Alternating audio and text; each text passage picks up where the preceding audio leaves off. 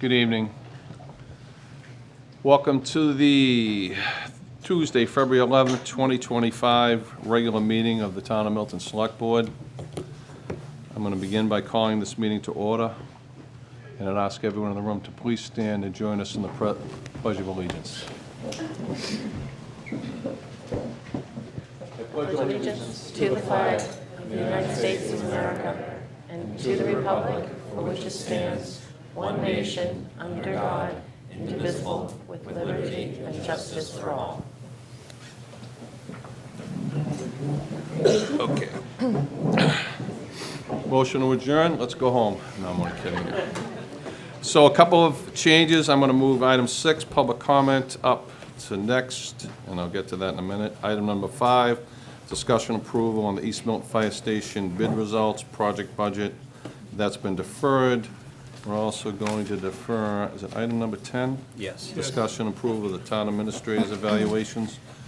And we are also going to go into executive session before, I'm going to move executive session number 17 up. Before we go to item number 8, which is discussion on the comment letter on the MBTA, 7 and 8, yes, 7 and 8. And then we'll return to public session to handle the remainder of the agenda. So, here's how public comment's going to work. We allow 21 minutes in total for public comment at any of our meetings. I already say I have a long list here. Each speaker I'll ask to come up to the microphone on the far left, my far left, to your right. Please state your name and your address, and each speaker will be allotted 3 minutes to speak. At 30 seconds, I'll let you know you're at the 30-second point. I will keep the individual time, and Mr. Milano will keep the totality of the 21 minutes. All good? So with that, I invite Mr. Brian Kelly.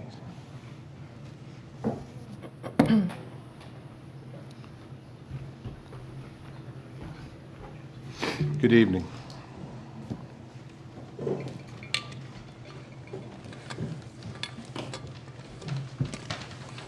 I timed this, so you shouldn't have, is this on? Can you hear me? You're all good. You're good to go. I timed it, so it's 3 minutes. My name is Brian Kelly. I am a town meeting member from Precinct 7, East Milton. I have a concern regarding the MBTA Communities Act.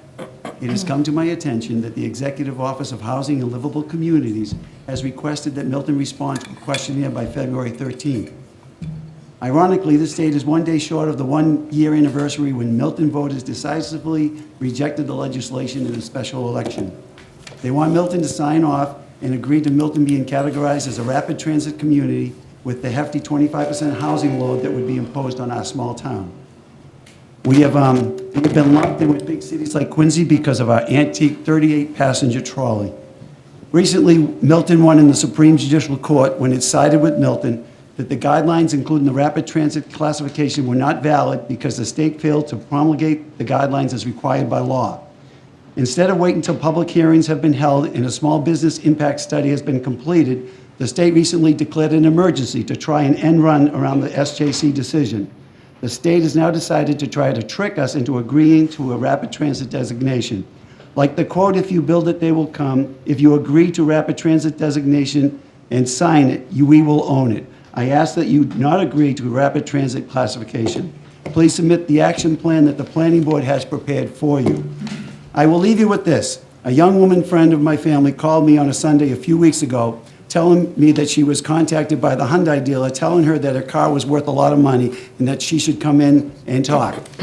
She went in the previous day, she went to the dealer and they convinced her to sign a lease for a brand new, much more expensive SUV. She thought it would help with both of her parents, who now require wheelchairs, getting them to and from church. The dealer told her to return her existing car back to the credit union where she had financed it. They did not explain that the car was way underwater in value. To her surprise, she owed $10,000 more than the car was worth. I went over some of the implications of this with her, and she started to cry. She could not afford both vehicles. Monday morning, we called the dealer, and we tried to get her out of the lease that she had signed on Saturday. They said no. We called Hyundai Financing, and they said no. We called the AG's office, and they said there was nothing that could be done because she signed the agreement. Her parents, along with the help of her uncle, had to come up with the $10,000 shortfall to get rid of the used car. Don't be fooled like this young woman was. It's time to take the offensive and demand payment of the $390,000 in grant money that we were unlawfully denied. It's time to ask the Superior Court to clarify that we are not a rapid transit community, and it's time for our town to come together and find some answers to our fiscal challenges. Agreeing to 2,500 units is not the solution. Thank you so much. Thank you. You're only 240. I talk fast. I know, I noticed. Beverly Ross Denny. Good evening.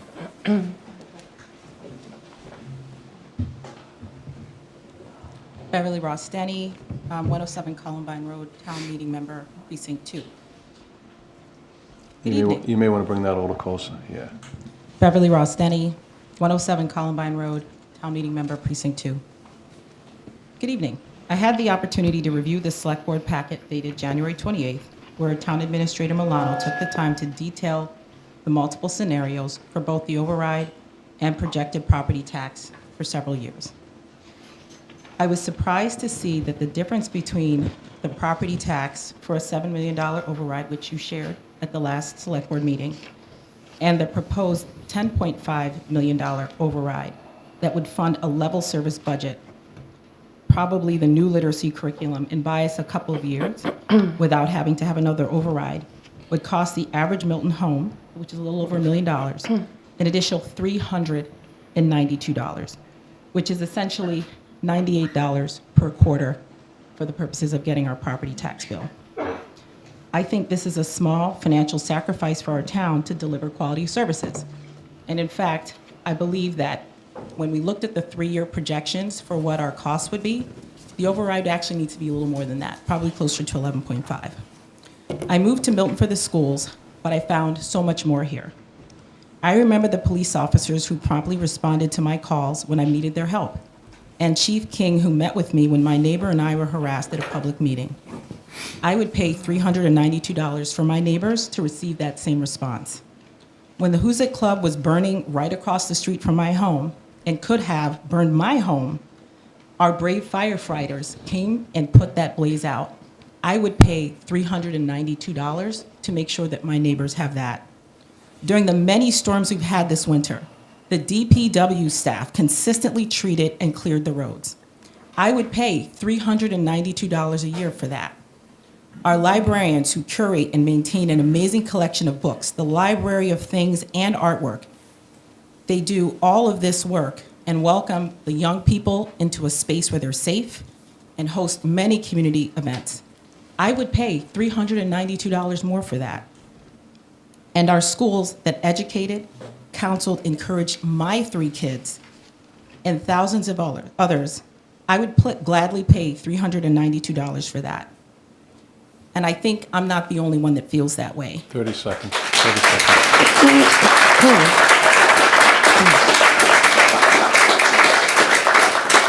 I'm getting more time. I'm sure you're generous enough Well, go ahead. to We'll loan keep me going. the extra time. Milton has a structural deficit, and we cannot afford to cut our way out of it. Health insurance alone will increase at the rate higher than the 2.5% levy. So no matter what we do, $7 million is not enough. I did see your response to Ms. Talbot's question about funding our schools. And essentially, Dr. Pavlicek, who endorsed you and has been a friend of yours many years, resigned in response to what happened in FY25. I don't think that the schools should be punished because we have many teachers, we have many officers, we have so many valuable civil servants that actually deserve better. Thank you. And I would hate to lay them off for Thank you. $392.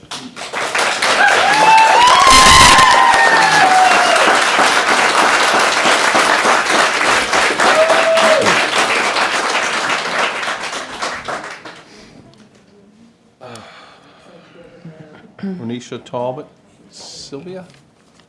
Did I get the, oh. Silva, I'm sorry. 2 weeks in a row. Good evening. Renisha Silva Talbot, Precinct 2, Town Meeting Member. You know, I'm here again 2 weeks in a row, and because just last week, I noticed your same smug behavior, and just the same way you dismissed the email that I sent to you. And here you sit up here rubbing your face and rubbing your brow, and it's kind of more of the same thing.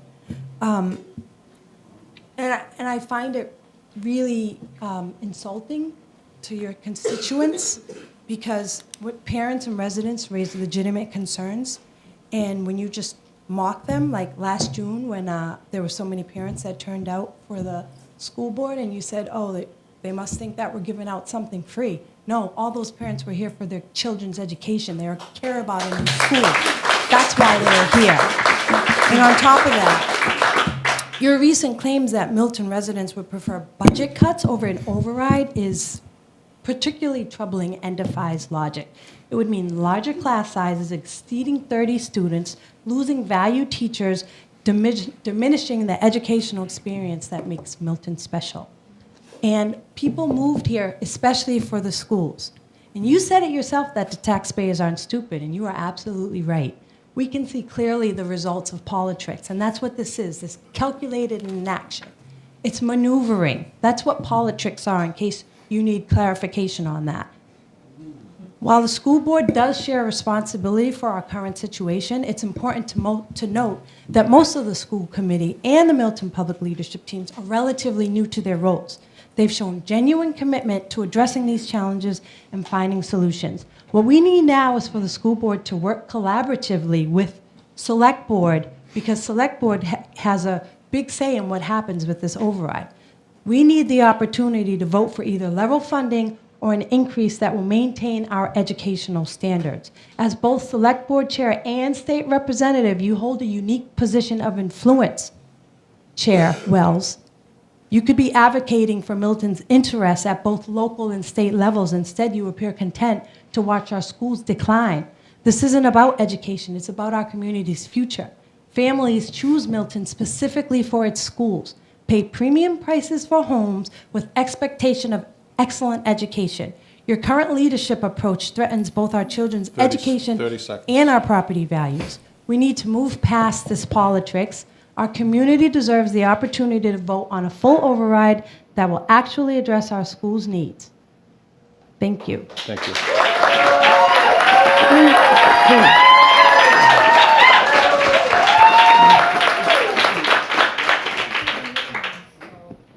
I learned a new word today. Thank you. Denny Swenson. Shh, please. This gentleman needs some manners talking, that's all. Hold on. Listen, if we could all, look at, you can throw whatever rocks you want at me or at us. I only say this to all of you, and you can all have your ideas, but this is the place we all call home. I say this all the time, and I say this as someone who spent the majority of my life protecting the citizens of this community, in every neighborhood in this community. Let's at least be civil enough to listen to each other tonight. Please. Thank you. I'm sorry. Thank you, Chair Wells, and thank you, Select Board members. I understand you're receiving, Denny Swenson, 65 Green Street, Town Meeting Member, Precinct 5. I understand you're receiving requests that you sign off on documents certifying compliance to MBTA zoning guidelines that haven't been promulgated yet. That would be a terrible idea. Milton has won a groundbreaking ruling from the SJC that the guidelines are not legally effective nor enforceable. That means we now have a critically important opportunity during the repromulgation process to seek changes to the guidelines that would make them better to serve our town. My message to the Select Board is simple. Please do not capitulate on this. Your constituents worked tirelessly to get here. Hundreds walked in the cold December snow and rain to gather the signatures needed to secure a referendum. They gathered nearly 3,000 signatures in 1 week, a testament to how strongly people felt about not going along with a 2,500-unit plan. Over 5,100 voters showed up at the polls to reject that plan. Please do not forget them now. If you were to sign off on guidelines that haven't been promulgated, you would be effectively forfeiting Milton's ability to challenge critical issues with the guidelines, such as rapid transit classification, at this important stage when we have won the right to be heard. Moreover, the state's effort to require a town to swear compliance to guidelines that have not been promulgated raises serious legal questions.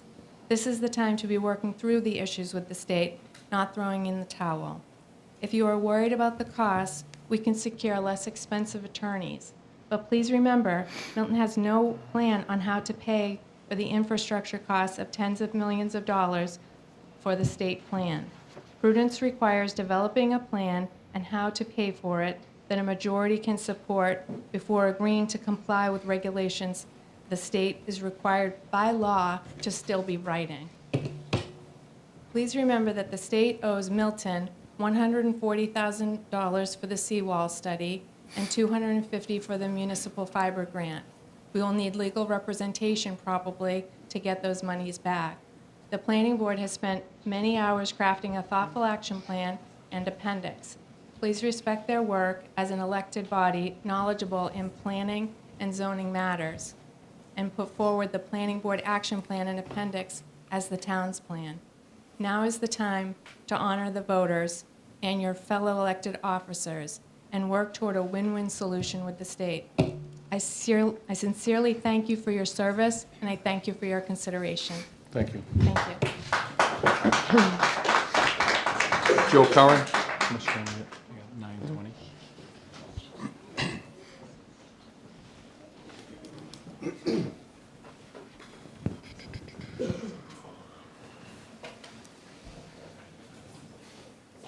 Good evening. Joe Curran, Grafton Ave. Today I wish to discuss the proposed East Milton Square mixed-use overlay district, a pivotal initiative here in our community. It is often discussed as a revitalization effort, but I feel that word is misleading as it is an enhancement to the vibrant district. An example of revitalization might be the effort in Quincy Center that transformed what was known as Shopperstown, USA, to a blend of commercial and cultural spaces. The East Milton proposal is the culmination of years of meticulous planning, community engagement, and strategic visioning, a district towards enhancing the vibrancy and functionality of East Milton Square. The journey began with the town's townwide master plan in 2015, which identified a focus on East Milton Square as a key objective. The plan advocated for retail, dining, and public amenities to foster a dynamic business district. Subsequent studies, including the 2019 Urban Land Institute Technical Assistance Panel report, known as the Looking Forward report of East Milton Square, reinforced these recommendations. They emphasize building community consensus, refining our vision, and developing the tools necessarily in the vision.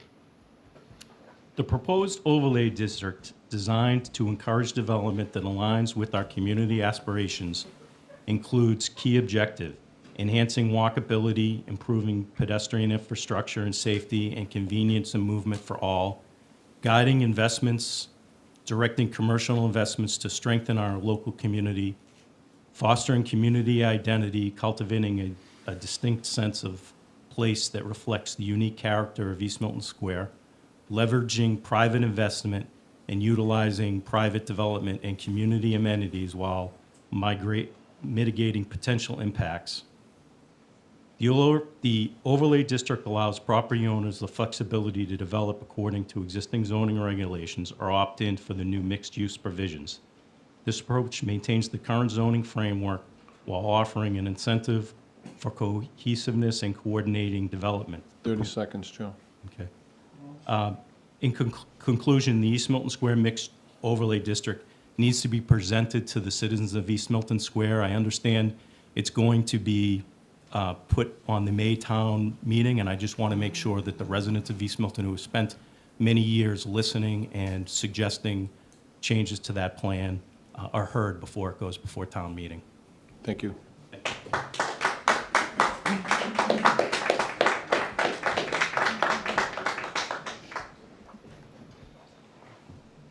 Jennifer Owen. Good evening. Good evening. Good evening, everyone. Janet Ferrone, Town Meeting Member, Precinct 2, 71 Central Avenue, Milton. I'm thrilled tonight to see so many families, children, people coming out to support education. Education is really a priceless gift to our students, to our town, to the world. I'm here in a little bit different perspective. I'm a senior citizen. I do not have any children in the schools. My child is 25, so it's been a long time since he was in the Milton schools. But I'm here as a senior citizen, as a longtime educator, 33 years in the Boston schools, as well as currently at Curry College. And I can't stress enough how important education is and how important education is to Milton. Show of hands, who moved here because of the schools? I mean, that says it all. We're here in a town, our property values are high. Yes, some of the taxes are high, but I would rather pay for taxes and not lose money when I sell my house because property values are down. I moved here from Dorchester. I still have many friends there, including several realtors. Saw them the other night, and they've been telling me this even before, that it used to be automatic. When people in Dorchester wanted to move on up, they moved to Milton for the schools. Now what they're telling me is that's gone. It's not an automatic. People are looking elsewhere. Needham is mentioned. I do some work in Needham through Curry. I see what the schools look like, the spacious, the facilities, and it's heartbreaking to see what's happening in Milton. So as I said, nobody wants to pay more taxes, but I would rather pay to keep Milton a high-quality education town. All the hands you saw in the room, if those people are gone, people who come here because of the schools, we won't even be able to sell our homes because people will not be moving here. But having said that, I still want to just say that what we need for our students and our families and for the people working hard in our schools, 30 seconds. we're already coming off the negative impact of COVID. We've all seen the reports of the achievement situation. So if we don't fund our schools, we really have just given up the most priceless thing. Thank you. Thank you. Thank you.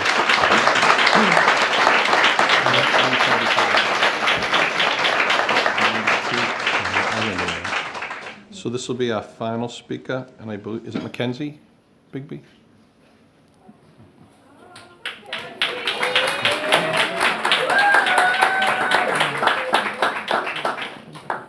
Did I say that right? Yeah, actually, And these are your, my daughters and me. Can we squeeze into 3 minutes? Sure. Both of us? Okay. yeah, we'll give you 3:15 because that's what's left. You manage it how you want. I'll go first? I'll go first. Okay. Good evening. Lindsay Bigby, 591 Blue Hills Parkway. This is Mackenzie Bigby and Michaela Bigby. She's 7 and she's 6. When I see the reports of a budget at 9.6 being at-level service, I want to highlight that at-level is what the schools are now, but it's not appropriate, and it's significantly below the level that we need. These students whose needs, there are students whose needs are not being met, and there are teachers teaching a literacy curriculum that is not up to date to the state standards. In the last month, the same teachers who are hiding under desks protecting my children in their classrooms for a lockdown were also told that there's a freeze and they don't have any more copy paper. There was a man with a gun less than 30 feet from the school, and these teachers did everything they could. And now we're cutting all their supplies. We have some of the best teachers in the country, and through the pandemic, in the last few years, they have been working their tails off to provide incredible educational experiences to children in our community with little to nothing. spending money out of their own pockets, but they are tired, and we have unfairly pushed them to the max. These teachers and students deserve to feel as if we as a community support and value them. We should value them as much as we value our children and our grandchildren. They are the heart of our schools and the community, and they deserve at least level support. An investment in our schools is one of the strongest investments we can make. So many people move here because of our schools. According to the information that was provided on the January 7th, 2005 Select Board meeting, the $7 million override, which is significantly below even our at-level budget, would force us to cut approximately 35 teachers and grow our classroom size to over 30 children when they are already bursting at the seams. This would significantly reduce the quality of education in our children and would drastically hurt the level of special education services able to provide. It would be ludicrous to continue to pay $70,000 to $100,000 per student that we are sending out of town because we cannot provide the services. In addition to all the legal settlements that we will be facing because we're not supporting the children. An $11.5 million override will allow us to appropriately staff our school, maintain our overcrowded and barely tolerable class sizes, and it looks like it would be approximately $65 or $56 per month difference from the $7 million budget to our homeowners.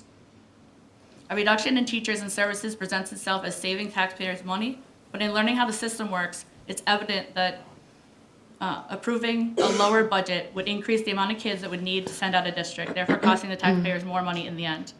The town has already used $250,000 of our educational budget to pay for the lawyers' fees as a consequence to the results of the vote of the MBTA zoning law. We have to stop under-equipping our schools and expecting our teachers to provide top-notch education. With the current political climate, there's a push for people who misuse the term DEI to say the words diversity, equity, inclusion. When you're deciding this budget, I would like you to instead of thinking about money, think about approximately how many teachers aren't worth our investment, how many students don't deserve the services that are required through their IEP, how many kids don't deserve to attend a neighborhood school because we won't fund the services needed for them to stay here. Thank you. We have a ridiculous amount of, excuse me? Thank you. Okay. Can I let them read? They're like less than 30 seconds. Go Is that ahead. okay? They're very quick. Go ahead, Mackenzie. Should I time it? I won't. Are you feeling shy? Why don't you say the first line? Real quick. Go ahead. My name? Okay. I'm going to read it for her. She's feeling a little That's shy. fine. That's My fine. name is Michaela Bigby, and I am in kindergarten at Tucker. I want to thank the grown-ups who are fighting for our schools. I want to grow up and do big things in our world. Please help our schools so we can grow up and do great things and be great humans. Michaela.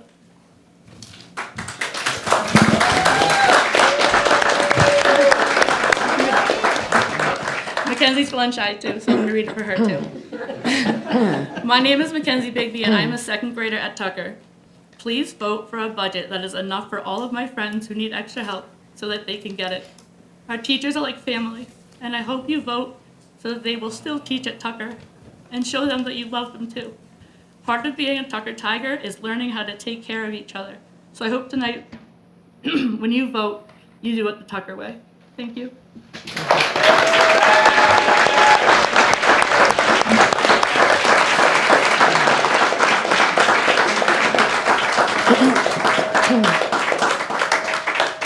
Thank you. So that's going to conclude public speak. Let's draw a line. And I'm going to move to item number 3, which is a joint working session between the school committee and the select board with two things, a discussion update of the fiscal year 2025 school budget situation and a discussion update of the fiscal year 2026 budget.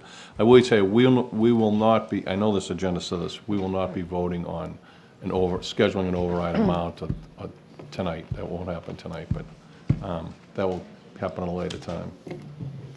So, Madam Chair, you bring who you want.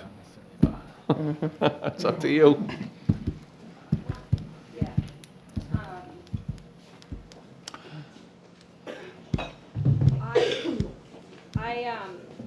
I'm on the Zoom. Is it possible yes. to get elevated to share my screen, please?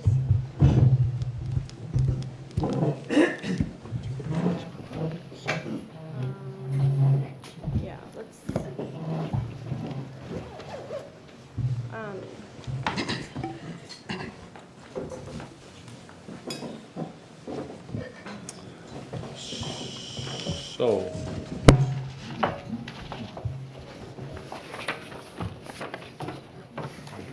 yeah, but I'm doing it, yeah. So could, just for the millions in TV land, Chair Carol, could you just ask everyone, starting with yourself, could just introduce themselves? Yes, absolutely. Oh, they brought nameplates. We did, someone gave these to us, and that was very kind. Thank you. So, yes, we will introduce ourselves, and thank you for having us. I'm Lizzie Carroll. I'm the chair of the school committee.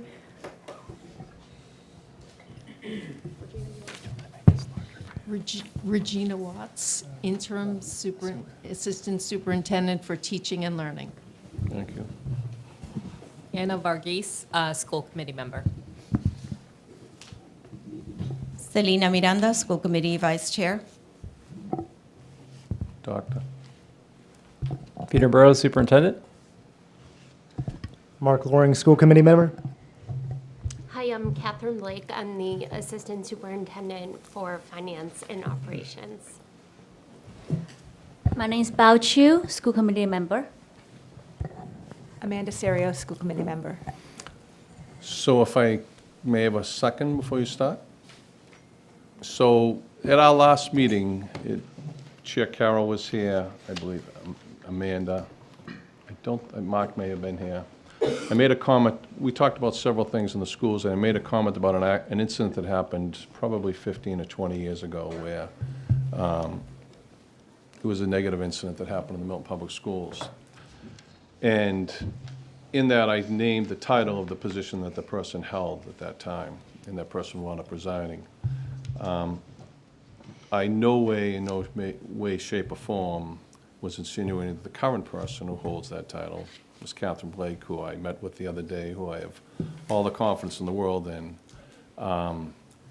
was that person. And as she knows, when I went to visit her, and as you know, Chair Carroll, I apologize publicly if that hurt you or directed at you, and because I do know you have been the one person in this mess that we're in, because there's no other way to put it, it's that have been extremely helpful to all of us in this, and I thank you for that, and I apologize publicly. And I told you I was going to do this, and if, whether people like me or not, good or bad, I'm a person of my words, so I apologize publicly to you for that. Now you can begin, Chair Carroll. Thank you, and I want to begin by just expressing our appreciation for this opportunity to be here with you this evening. It's a really important opportunity for us to share information, to answer questions that you might have, and hopefully to engage in some discussion about the options that we have before us. We do, as the school committee, seek clarity from you as the select board on what path we are taking forward as a town.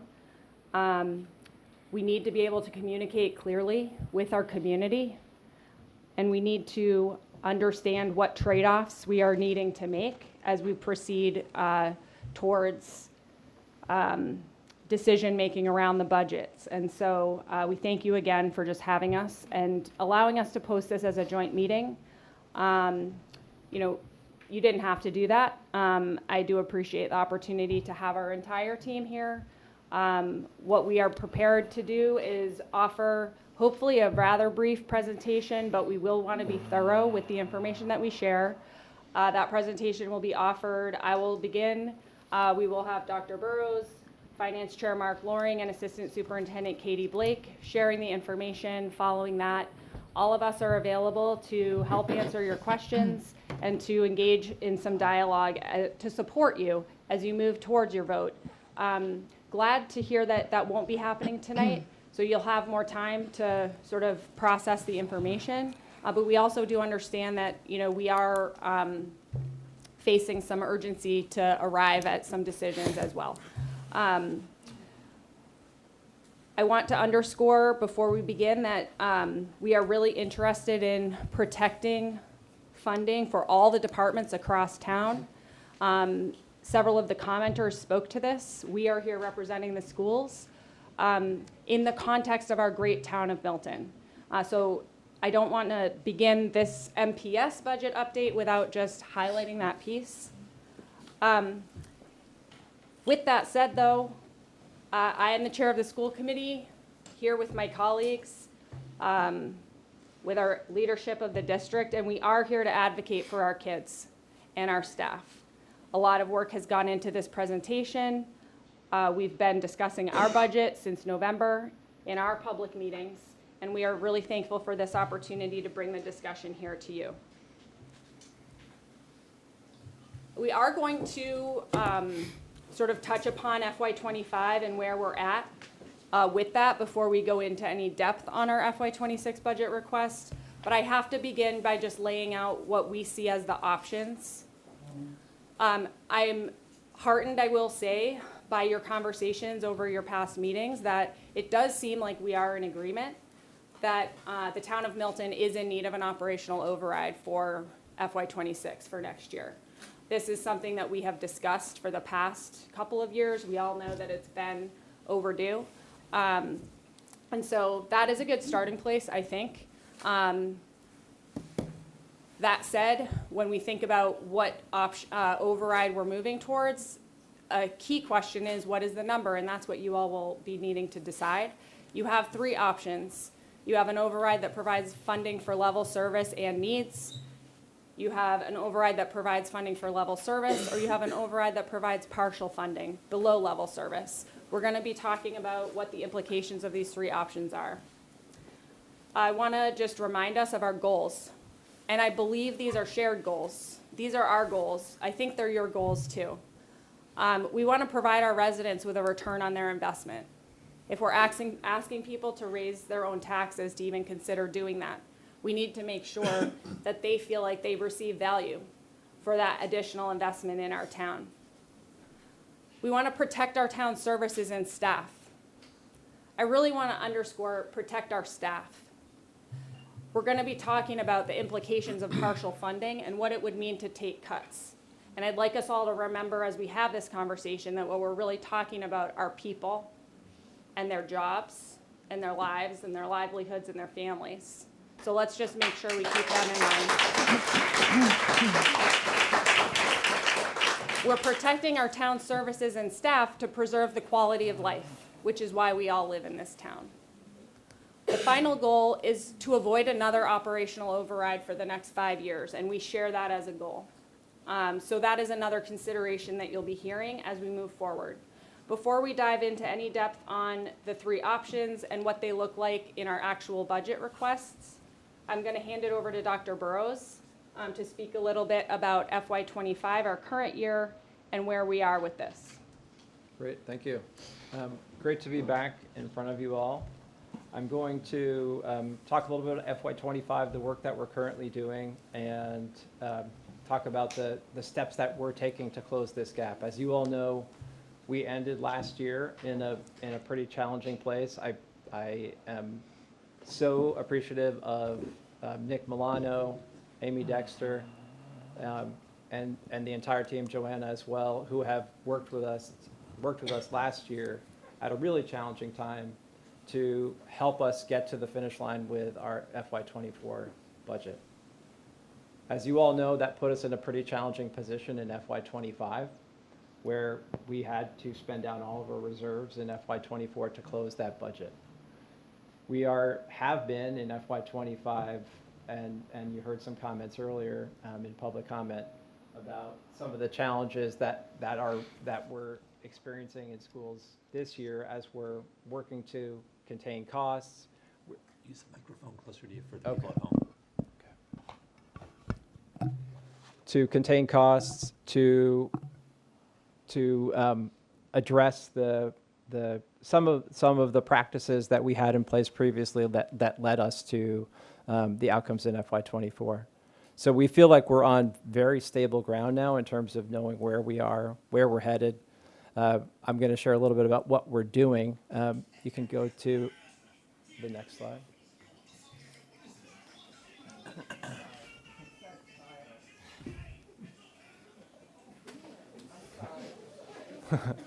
Please turn your cell phones off, please.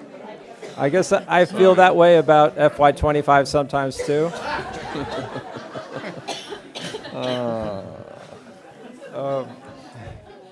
See, I just try to bring a little humor, and people don't understand why I do this. Just, go ahead, sorry. Okay. That was not me. So we are looking at any and all options to end the year without, we're projecting a deficit. We've have a current purchase order freeze. We have a hiring freeze, so I've listed some of the positions that we haven't filled. These are positions that have vacated this year that we have not hired back. There are a number of other positions that we haven't posted that we would typically post for, that we've had to pull services from one classroom and potentially share it across two classrooms. So we've had to do those kinds of things to address this shortfall. We are allocating a portion of our custodial salaries to our food service account. Our food service account is a separate account, so it actually has a fairly large fund balance. We are also reducing some of our consolidated facilities purchase orders. We have some offsets we're using to address this gap as well. We are comfortable with that $550,000 number. There's still additional funds in those accounts, but we don't want to overexpend those. So that's kind of where we sit right now. Next slide. We are working, our substitute line is one of the three things. That the other two are special ed, transportation, and utilities this year. That are the three kind of main budget lines that are significantly over from what was budgeted. So we are looking at sub-coverage right now and having people leave current positions where they would be working on curriculum development, things like that. They are now covering for classes. So just to help paint the picture, it's everyone is pitching in, but it is challenging. We are waiting on some circuit breaker supplemental funding, and we don't have a number on that yet. We are also looking at rescinding our FY26 capital requests for end user devices and rooftop units. Those are two capital requests that were made for FY26 that would require us to get approval at town meeting. This is something I'm talking about with Nick in terms of a way to help to close that gap as well. So after This is for next year. This is for this year we're in now? Okay. All right, go ahead. Yeah, because we haven't even voted next year, so okay. Go ahead, keep going. Yeah. So after all of these different initiatives, we would be at roughly $650,000. So it's taking it down from where it was before. This number is very fluid, meaning we are constantly getting, recently we had a few POs come in from some special ed costs that we're having to now respond to. So this number is not a static number, but we are continuing to bring it down and do everything we can to close this year whole. And as I said, we're committed to doing everything in our power to close this. We recognize that the focus on FY25 right now is taking away a little bit from our focus on FY26, and that should really be our focus to get back on level ground.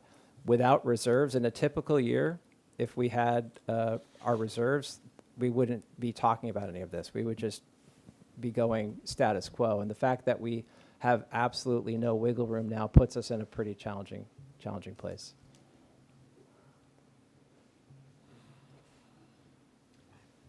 Questions? You all right before we questions by the members? Go, Ms. Bradley. Thanks. I'm confused about the $466,000 that you're taking from capital and putting towards an operating. I didn't think we could move capital money to do that. So walk me through how we're going to make that happen. That's my question as well. I think the point is they've submitted those requests as for fiscal 26, and nothing's been appropriated, but it's been typically will do about $400,000 in end user devices for the subsequent year. It's a free cash appropriation. It's up to the town meeting to appropriate it or not. I think our perspective has been try to keep them separate, capital and operating Right. separate. However, it came up last year as well. So take the 466 from capital and plug it, that they were requesting for FY '26, and plug it in for FY '25. As free cash. It's free. As you free see- cash, so it's gonna come out of our free cash. Correct. I got you now. Okay. Instead of spending it next year on Chromebooks, Yep, the gotcha. request is, say, we'll drop that request and let's spend it this year on other stuff, I guess, if I'm hearing that free cash. correctly. You good? I'm good now. So just to follow up the, so this is the Chromebooks that we're about to approve Thursday morning in the 26 budget, so we're gonna remove that from this one, but you're gonna use the free cash, because if it's bonded, bonded Right, wouldn't give it's- you yeah, money, no, but it's not it's- gonna, bonded money isn't real money, it's Right. spread out, it's. It's monopoly money. And we typically fund it as free Good way of looking at. Right.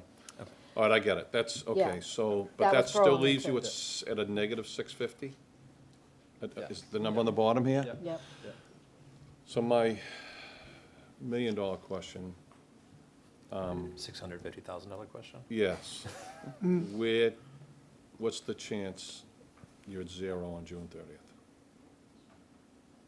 And the frowns tell me I don't see I'm any gonna go smiles, I with see no. nothing but grim chins, because that becomes, then it comes to us to have to, good, I'm Yeah, thinking no, of I, anybody. no, I mean, it is, as Peter said, slightly a moving target. We are obviously not able to just kind of close doors and really stop. There are things that continue to come up in terms of new identified student needs, right, new costs associated with that.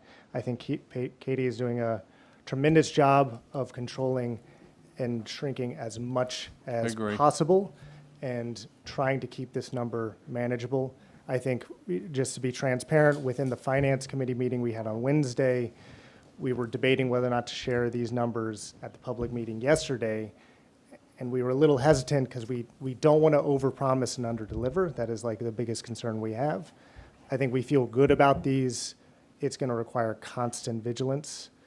And in order to close it further, the things that are currently being implemented are being felt by our teachers. They're being felt by our kids, right? Every parent knows this when they get the emails about like, hey, there's homework packets are online this week, right? There's not even paper.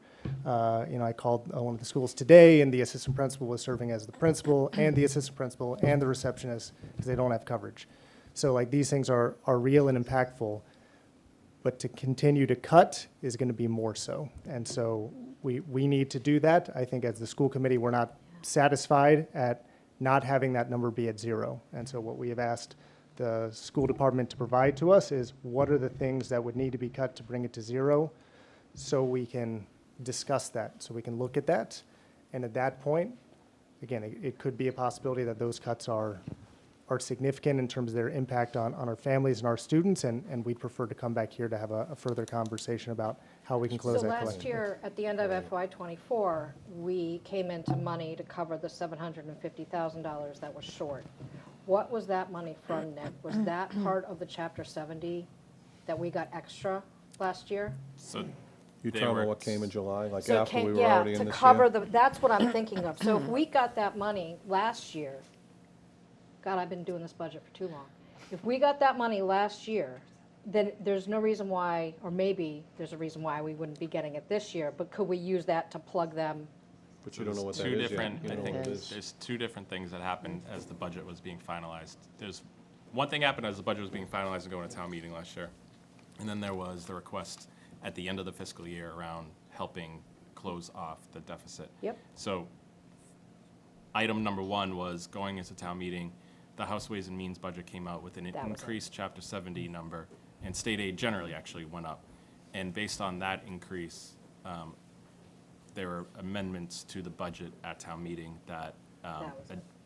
funded additional monies to the school department, but also to the firefighter contract that came out of the arbitration award. So That's there are a right. couple of different changes That's right. that came with additional state aid. The other piece that changed at the end of last year was what Dr. Burrows referred to in terms of the deficit at the end of the year. That was,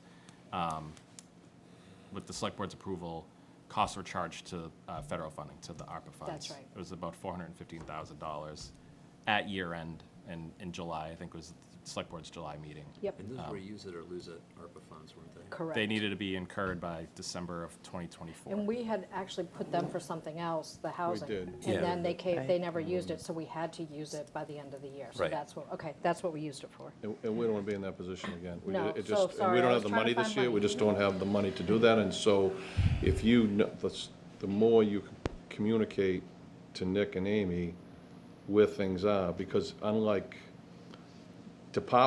town departments where the town administrator can move money at the end of the last 90 days between, police, fire, libraries, DPW, we can't do that without an article or some other method, and you don't need me or any of us to tell you where we're at in the reserve fund right now, where we are, like, money-wise. So I think, I heard the number, I watched last night, I heard the number last night, and so that's, I'll pray for zero. But, and I know, I get that. And, we're not placing, we're in a tough position here, and it's not like we have money to just, so that's all. We want to know as much as we can about where we are right now, which is the world we're living in, which is this year's operational budget, and then hear about moving forward. So I'll give you, I knew we were going to have to, because as soon as I saw that, I'm like, well, Yep. we can't let that go, we got to find out. Like, we don't want to know on But it's a less June number than it was 15th, last year. it's 550, like, just, Like, we're gonna also keep things in perspective, which is last year it was a bigger number. We're unraveling a lot of things. This year it's a smaller number. Maybe we will find a magic door. I often talk about my money tree in the backyard. So- it's covered in snow right now. It's under snow. But I'm not saying that it's over yet for your 650. There's gotta be something. We gotta be able to find something. So, And I think you guys still have some slides to go through, or no? Yeah, so Is go that ahead. it? We wanted to get, This there was is- just, we had to get to that before you Yeah. kept going. No, I appreciate that, and that's just, so this is FY '25. And Right. the bulk of our time, we want to just spend really providing texture around FY '26, so that you understand how to weigh the costs and benefits of the different options that you have before you. So, Mark, you're going to start this part, right? Yeah, so as we look at SY '26, again, Katie has been doing a fantastic job kind of helping us, warrant committee members, public in general, in kind of the public meetings that we've had, laying out the things that are drivers for our budget. We know the SY '26 number of 6.4 million for level service is a high number. None of us take that lightly. We all understand that. We would like that number to be less, because that means the needs for our kids are less, and the likelihood of us filling that and giving our kids and our staff what they need would be easier. These are just some of the things that influence what the budget numbers are on a given year. Obviously, salaries, offsets such as circuit breaker funding we get from the state or from other areas.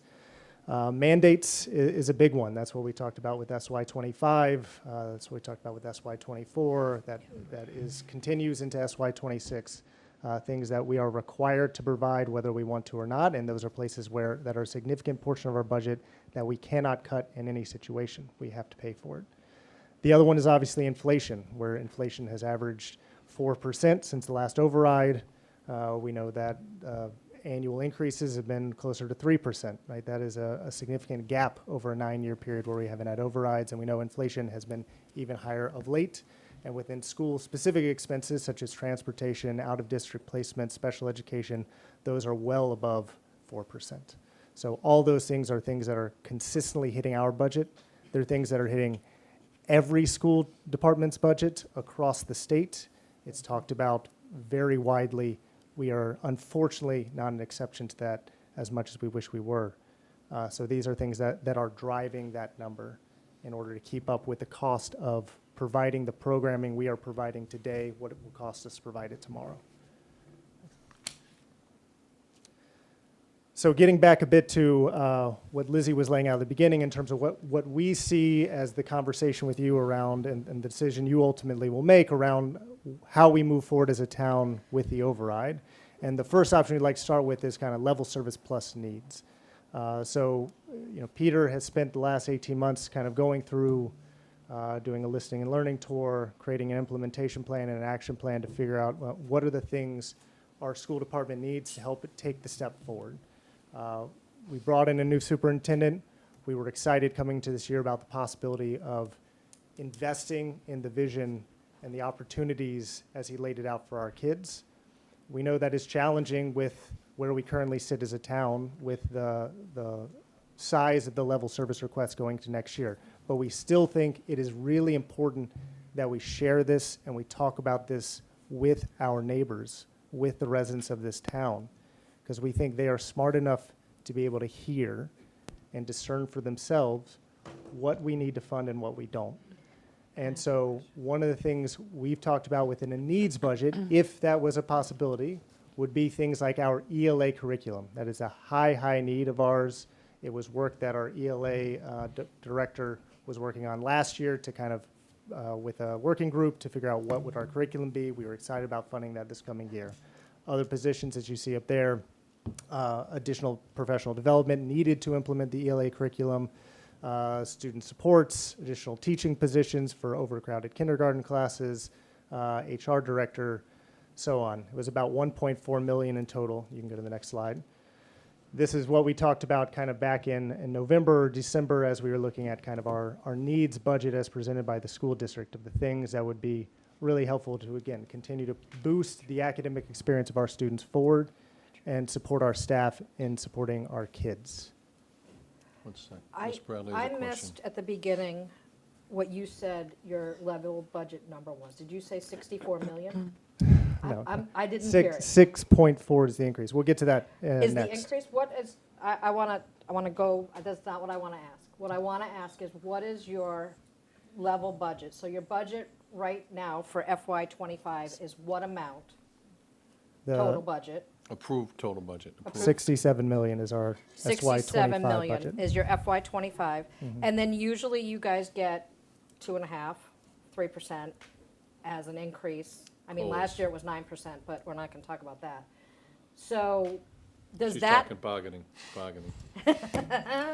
So does that 67 million, the numbers that you're now about to talk about, does that 67 million as your bottom line include what we already would give you as a percentage increase? The 67 million is what our budget is this year. Right, And, but do you understand what I'm saying, Katie? so- Okay, so when you're talking about these numbers, do they include the 3% that you would already get? No. So these are just flat everything. So it's not as, what I'm trying to say is, it's not as we need $100,000. We might only need $70,000 because you would have already gotten the 3%. That's what I'm trying to figure out, okay? So we're starting at 67, and now we're adding 1.4. Yeah, 1.4 would be for the list of needs that are up here. Got you. Okay, thank you. Sorry, Next slide. thank you. No problem. Can I ask Go ahead, quick go ahead, question? Mr. Zoll, absolutely. On the previous slide, so, Mr. Loring, you alluded to the ELA curriculum being a sort of high need. I think it's like number one on your list. Could you just say a little bit why that's, like, how do you guys identify what a high need is? Because me, I wouldn't know, like, a kindergarten teacher seems like just as high of a need as ELA. Yeah, and I think in some ways that's why we've talked about ELA curriculum for a number of years, and we haven't moved forward with it. We have done a lot of work in preparing for it, and I think as we look at this coming year and we've basically, it's been about a 3-year runway to purchasing new curricula and moving forward. And because we've done so much work and we're poised to move forward, and our current curricula does not align with best practice. It's something that our community has talked about a lot. It's something every time I'm going into a school and talking with parents about teaching and learning, it seems like it comes up. So it's a kind of a broad nationwide conversation too. I think we've been waiting for too long, and I think we have so much expertise in our district, and we need to provide these materials to really help people run. Thank you. Mr. Chair, may I? Sure. Just that, I think when I heard it as it's a one-time cost, but is it actually a recurring cost? It's one time. The 'Cause it's 1.4 is yeah. one time? The 250,000 on that list. Yeah. is a Because it's the one-time curriculum expense. materials. Okay, all right, that's Okay. helpful. I didn't catch that. Good? Good? Yep. Okay, I appreciate you stopping me. no problem. We gotta, I mean, Thank you. this is the time, this is why we did this. And again, just sharing kind of a year two, again, what we asked Peter to present to us is think about, again, how do we sustain about this and think about this over time, given the expectation that we had kind of going to the budget process, that this likely would be an override year and would be the year to be thinking about this, right? Let's make sure we're planning kind of more than 1 year at a time. This is the list of kind of year two needs, which, as you can see, gets to about $822,000. So again, when we talk about kind of the total needs that were presented by the district to the school committee over a 2-year period, it is closer to that kind of $2 million number. So we think about what would be the impact of receiving a needs-based budget of any level. We'd be able to address kind of current challenges and pain points within our community, whether that's the ELA curriculum, as Dr. Burrows said, whether that's adding additional transportation, which has come up consistently from residents in East Milton, West Milton, all over. It's come up a lot. We would be able to expand needed services for students. We'd be able to add additional positions that support our students and our staff. Obviously, the downside of a needs-based budget is the greater cost to our residents and our fellow taxpayers in order to fund that. So we understand that is the cost, and those are the trade-offs that you consider as you think about what the budget override number is. So that brings us to the second option, which would be a level service budget. And this is, Aaron, kind of the $6.4 million up here, which is a 9.44% increase. That is the amount needed to maintain current service into next year. That is the cost. And that includes cost of living increases for obviously all employees as the part of kind of every union and every department. It also includes the adjustments to kind of the line items that we are currently experiencing significant issues with substitutes, with utilities, with special ed transportation, adjusting those line items to reflect the current realities of what those things actually are costing the district to provide those services that kids are receiving today. It includes inflationary adjustments to make sure that we are compensating for those. One example of that is transportation. We are assuming an 8% increase in the cost of transportation service because that is what the market is coming in at. Transportation costs are not increasing at 2.5% a year. They are increasing significantly. The last bullet, I think, is a really important one because $800,000 out of the $6.4 million is just to push some of the use of circuit breaker, the state funding for special ed services, onto the town's expenditure line. And the reason to do that is to start to rebuild our reserves within circuit breaker. So by only using $2 million in circuit breaker next year instead of 2.8, we're able to bank $800,000 for SY27 and then continue to do that until we get to what would be best practice, which is we are not using the current year's circuit breaker, we're using last year's circuit breaker, and we always have a year's balance within that, so that if something were to happen, such as special ed transportation spiking over $1 million this year, we have a way to cover that without coming back to the town, without needing town meeting to allocate free cash, without needing an override to cover it in the following year, et cetera, et cetera. Quick question. Yes. So you pretty much emptied that account last year, am I correct? But if my memory's correct, that's an account that was like, took years, like our stave caps, like you get. And so from what you took out of it completely, are you trying to get it all back in 1 year? Or so how many years do you project to get it back to where it was? Well, the plan right now is to put back $800,000 in it for next year. How much and that was in would, it before you went into it last year? What was the reserve? Do you know? I believe they took $1 million. There was $1 million in there, is my recollection of what was taken out to cover the FY24 deficit. So Okay. the goal would be to get it to the $2.8 million. We know doing that in a single year is too much of a load on the town's budget. That's not feasible. And so thinking about how we chunk that within a way that gets us there within a reasonable time frame, that's where the $800,000 number came in. Again, a real core of what we're trying to do here with the level service budget is to present to the town a budget that is sustainable. We do not want to be in the position we put ourselves in FY24.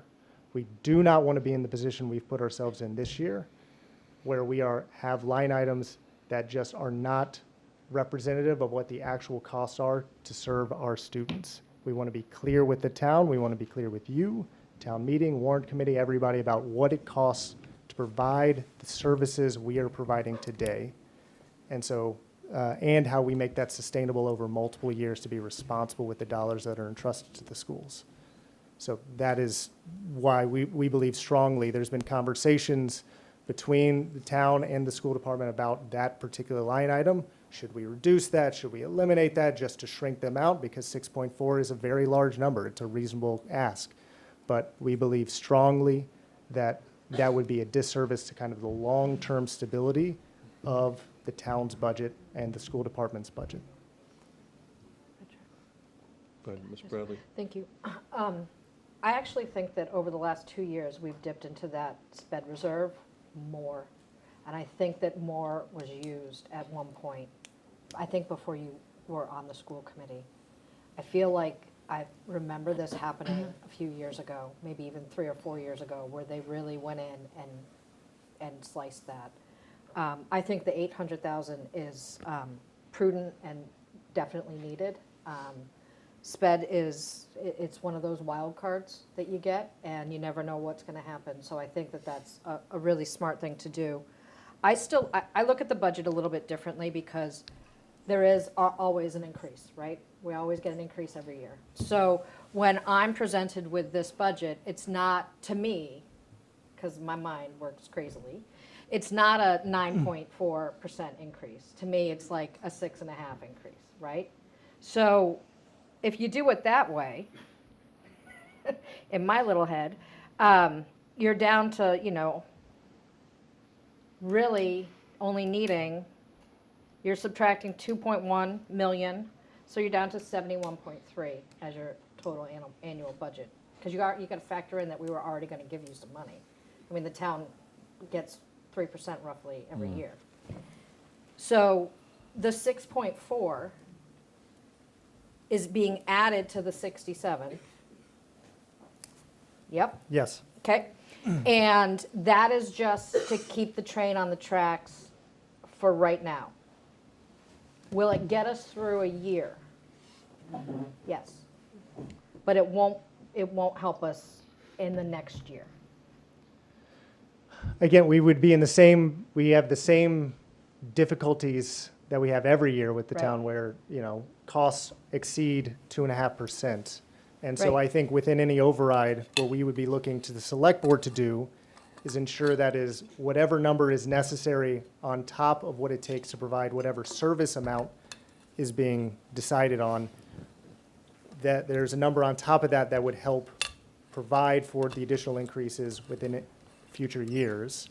Again, hopefully, new growth, any of that stuff Right. helps offset that. The free cash you have within this year and that you Absolutely. allocate for future years could offset that. But that really becomes somewhat outside of the purview of us in terms of No, that's maintaining a- that. that's a- yeah. But again, what we are trying to do is, create a budget where we are starting to build back our reserves, so where when things come over, we can deal with that within the school department budget ourselves and not Yeah. not come back where we are today. We don't want to do this again. Completely agree. Nobody does. So you got more slides, I'm hoping, that's going to tell me how we're going to get to the number that you guys, everybody's swinging around the room. Yes. Okay. So I'm hoping that this helps summarize kind of at each level. So this exhibit shows the increase to level service. You can see that first line is our starting point. And so our starting point is our current FY25 budget that's been appropriated to us. The exhibit is summarized by our major budget drivers that we were discussing previously. and those include salary increases. You can see that that is truly the largest part of our budget, and that is the largest budget driver that we're showing for our fiscal year 26 increase. You can also see that there is a reference to some of the changes to the revenue offsets that we receive and that we utilize, and that was that change to circuit breaker. I just want to provide some clarification too. So there are some references in the information to a revenue offset, but then we also reference it as a reserve account. And so I think those two terms have been used interchangeably, so I don't want there to be any confusion. But a revenue offset is any of that outside funding that we may receive to help offset the operating expenses of the school department, whether they be grants, any of the fees that we receive through any of our fee-based programs, which include transportation and athletics. We're also showing increases in our special education costs, transportation costs, our facilities costs, and then in referencing some of the inflationary increases that we're seeing, we do have to make some miscellaneous adjustments. And so this last line truly speaks to, although we're providing, in some instances, the same service, the same textbooks, the same curriculum materials, those materials cost more each and every single year. And so we need to account for that. If we don't account for that and we just assume a flat cost, and then the materials do come in at a higher cost, then that means that we can simply afford less in our budget the next year. And so that's a really important point to just make sure that we are considering when we're doing our budget projections. So again, the largest part of our level service budget for the school department truly is our staff. Our staff they are the ones that are providing this amazing service to all of the approximately 4,300 students that come into our buildings each and every single day. And so this exhibit is just a summary of the overall salary expenses. So we typically in the school department, and this just speaks more to kind of the technical accounting side of creating the budget, we just categorize the salary expenses in three major areas. So our primary expense is driven by our professional staff. That's our teaching staff. That's anyone on staff that has a professional license. We also have administrative and clerical staff that support our schools every day, and then support services. That could be our custodial staff, our technology staff, and other staff members. You can see the breakdown there.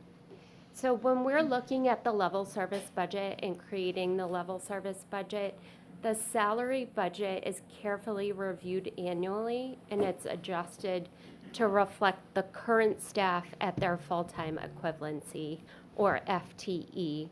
So if we have staff that is not working the entirety of the school day, or maybe they're only working 3 out of the 5 school days, that is reflected in their FTE count. Our salary expenses reflect the cost of annual cost of living increases, and a large portion of the salary expenses of the 81% are driven by collective bargaining agreements. So there's very little flexibility. There's very little discretion in what those percentage increases are once we are in an executed collective bargaining agreement. Which are all coming up. Which are all coming up, yes. Okay, so that's another stepping stone. Yeah. So I think that also adds just a layer of complexity to creating fiscal year 26. And then we have just increases that truly are representative of experience and years of service for the Milton Public Schools. Our salary expenses also include cost of stipends, so if our teaching staff is staying, kind of providing time outside of the day, whether it's leading extracurricular activities or coaching one of our teams, they are paid a stipend. We also fund the substitute teachers that come in and are hired by the district. We have longevity payments and other miscellaneous payments. So those, the reference to those are more volatile in nature, so we do set a budget, but we hope to be able to stay within those expenditures. They're harder to predict during the course of the year. And the salary budget, just as a note, does not include the cost of our employee health insurance that is on the town side of the budget share cost. Facility staff, that's under consolidated facilities, our cafeteria staff, or our Milton Community School staff. Those cafeteria and community schools are both funded by the self-sustaining revolving accounts. Just another snapshot of the breakdown of our salary budget. This is just overall a summary to reflect adjustments to our staffing, our substitute staffing budget. So the substitute budget has been carried over at the same levels for a number of years. And so as a part of this process, we really tried to take a look at some historical numbers, also taking into account that there was an adjustment made to the substitute budget in November of 2023, and then looking at some of the projected needs. And so the main point on this slide is that the level service budget and the salary budget is truly reflective of our current staffing levels. So it does not include any new staff. It does not include the positions that you saw on that needs-based budget. It truly is reflective of the estimated and projected cost of what our current staff will cost us in the upcoming fiscal year 26. So just in reference to the budget offset, we spoke a little bit about circuit breaker. So budget offset is an outside revenue source. I had mentioned that earlier, and it consists of user fee revolving accounts, some of the federal grants that we do receive on an annual basis, the state reimbursement program, and so that's the program that we refer to as circuit breaker, and other sources. And so we had alluded to it earlier, but a decrease in a budget offset, so the decrease of the availability of circuit breaker, as we try to retain some of the reimbursement that is coming to the district next year to be able to build up that reserve account. It has the same impact on the operating budget as an increase in expenditures. So as we try to make that adjustment in fiscal year 26, the result to the budget is an increase, is the same as an increase in expense. And looking forward to fiscal year 27, we won't have that same impact if we build in the same revenue offset. So it will just be, we had $2 million in 26. If we put in $2 million in 27, it will have a flat effect. It won't have that incremental increase as if it was an expenditure. So the, Can I ask a question? of course. I have to turn my mic on. What are you hearing on the federal level about some of those?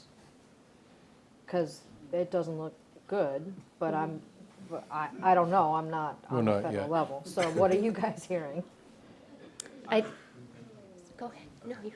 Like, are we, as we're doing this, how much are we relying, how much of this budget are we relying on reimbursements from the feds? Yeah, I don't have an exact number off the top of my head, but fairly significant with That's what I Title I, IDEA. We are getting kind of weekly updates from the Superintendent's Association, Yeah. who are working with the federal organization to keep track of all this. We don't have anything actionable in the development of this budget to be able Right. to move one way or another. I think if there is any change, it would not be instantaneous. So we're hopeful that we would have time to react to that. Okay. As you mentioned, it's very fluid, and we're keeping all ears open and eyes open and You're not and alone. advocating where we We can. had to. Right. I mean, that should speak to our budget too, because Right. last year we didn't put anything in rainy day. So this year we need to put something in rainy day. So, Clouds down south. We couldn't but we couldn't last year because we had no money left to do it. no, because we Right, used everything right. we had to balance the budget, so that's why. But I'm just saying, with this unknown, we might need a little bit more. Draft cushion. budget, as we've been working on it, includes a $500,000 contribution into stabilization from free cash Okay, for thank you. fiscal '26. Okay, thank you. And I think, I have to look, don't quote me, but I thought that sub-budget we passed the other day might have had some circuit breaker money in it. I think that's I'm what's pretty been sure, referenced. I mean, there were a lot, that wasn't the main focus of the day, but I believe that was in there. Okay. So I had the opportunity to attend a business association meeting today, and there were financial representatives from the Department of Ed that were able to speak to some of the state funding. They spoke to some of the advocacy that was happening to hopefully raise the Chapter 70 per pupil minimum aid from $75 to the $104 that were received last year, which would benefit us as we receive the minimum aid increase per student. And then they also talked about circuit breaker. That was something that I was hoping to learn more about, because that would certainly help us in this fiscal year. They weren't able to provide an update on the timing, but we're not alone in the need of that reimbursement. They underestimated what the costs were going to be, and communities really had such a substantial increase in costs last year. And so that is just going to be continued work. As soon as we have updates, that's something where there may be some opportunity for us to be able to have some additional funding to be reimbursed for some of our transportation costs. And we're hopeful that it is approved for fiscal year '25, so that we'll receive the funding this year, but still more to come on that. We should make sure that we tell our parents to contact our legislative delegation. I already voted. So I they voted can, yes, by the way, just so you know, I voted yes. So they can help with the sped monies and trying to redo that calculation, including Chapter 70, because that bailed us out last year. I That think was this- part of that money we got. I think the Senate votes next week. I'm Yeah, but pretty that's, sure. but you can always Oh, redo yeah, I the know. formula, Mr. Chair. I just got there, I'm only a freshman. I voted yes, I paid attention.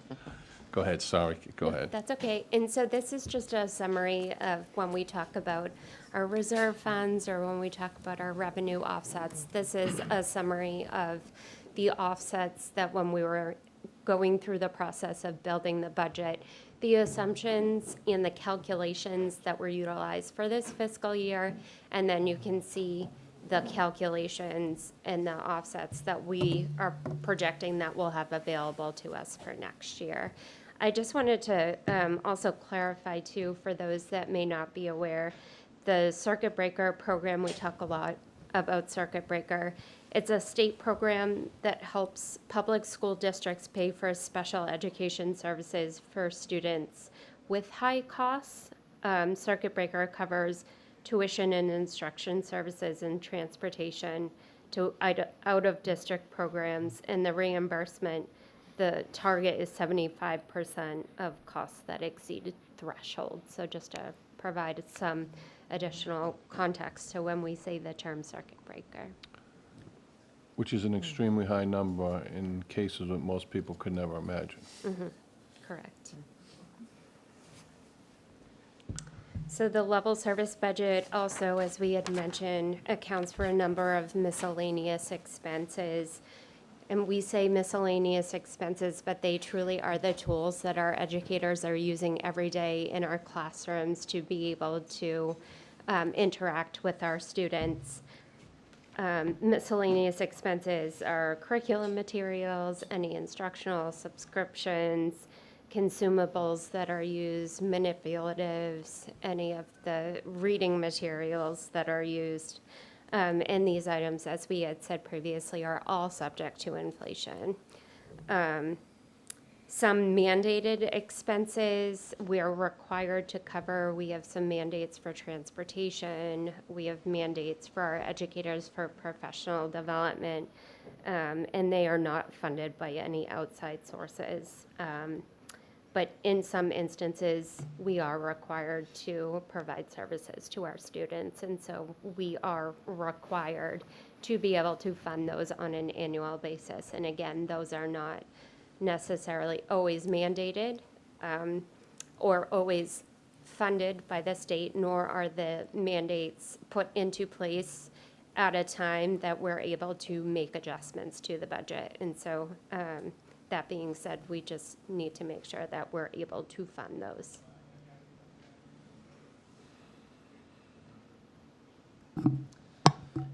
Great, back to me. Impacts of level service. What would that mean for our students, for our staff, for our community? It would protect kind of what we are currently doing in terms of the positions that are hired within our schools and the services. We would not have to cut, we would not have to lay off.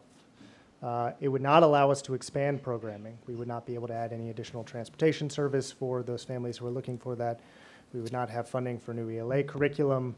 We would still have oversubscribed classes at the high school, et cetera, et cetera. And again, that list of needs at the very beginning kind of speaks to a lot of those.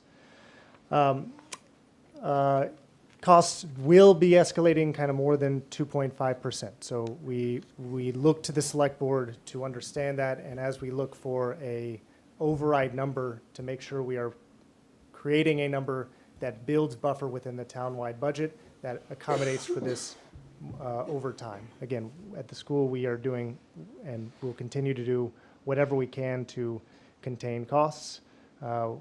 Katie is doing a great job negotiating contracts, going back to vendors and saying, is this really your best offer? Do better. And those are the things that we should be doing and we will continue to be doing.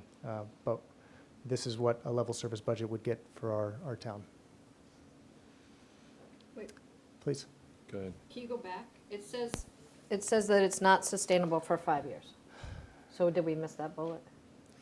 Yeah, so what we mean by that simply is that if there's, to be clear, if there's 2.5% increases, if that's what we expect to receive for due to Prop 2.5, the school department budget, as you know, is not on an annual basis increasing by 2.5%, right? And to be clear, I would be probably untruthful to say that next year we expect it to be at 2.5%. So what we think in terms of creating something that is sustainable, we need to expect that, create some buffer within the budget to say that we are going to take a certain amount of money from whatever override amount, call it 1.5, 2 million, whatever y'all are determining. I assume the town administrator has numbers in mind, to put that aside, use free cash in whatever ways you have to help sustain this budget, sustain the increases that will be above 2.5% because they've been above 2.5% since the last override every year. When we received $4.5 million of free cash this year, which is the largest amount we've ever received, I thought we hit the lottery. It was gone in 5 minutes. And I just want to ask a question because I want people to understand how serious this is.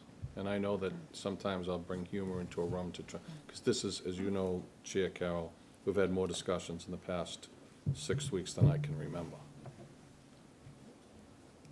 I want every person in this room that's ever been on, we've had, I think, 13 operational overrides in this town since 13 or 11, operational, not debt exclusion, since 1986. I want every person in this room that's ever been on an operational override committee to please raise their hand. And that's why I worry. Can you just please stand and one person put your hand up. What's your name, please? Just stand up, don't be shy. You don't have to come up here, just state your name. What year were you on, 2018? 2017. 2017. That's the most recent one, That is the 27. most recent That's one. it, 2017. No. No. That's it. And I say this to you because we are in uncharted waters, and we're gonna get to them when we get, but I want you to understand, and I say it as one who's been on every operational override committee since 1986. And I know Mr. Walker's in the back, and I see Mr. Guy is sitting here, because I'm looking at faces who have been around in these battles. These are hard, beyond hard. They're the hardest things you'll ever do. You talk about words like quality of life and things like that. It's extremely, extremely difficult. Do not underestimate how hard they are. Thank you. I wanted everyone to understand, because even the members here, like, we have a lot of discussions amongst myself, and I often look around them and say, how am I the only one here? But they're hard. Go ahead. No, we fully understand that. And I think that brings us to kind of option number 3, less than level service. Again, exactly what that number looks like can clearly vary and is the discretion of this board. But the impacts include kind of things that, as a school committee, again, we do not want to see, we cannot advocate for in terms of impact on students, reduction of supports, increases in class size due to potential cuts to staff, elimination of non-mandatory services such as busing, reduction in operations costs, increased fees. These are all things that we will need to look at depending on what number this board sets in order to create the level service.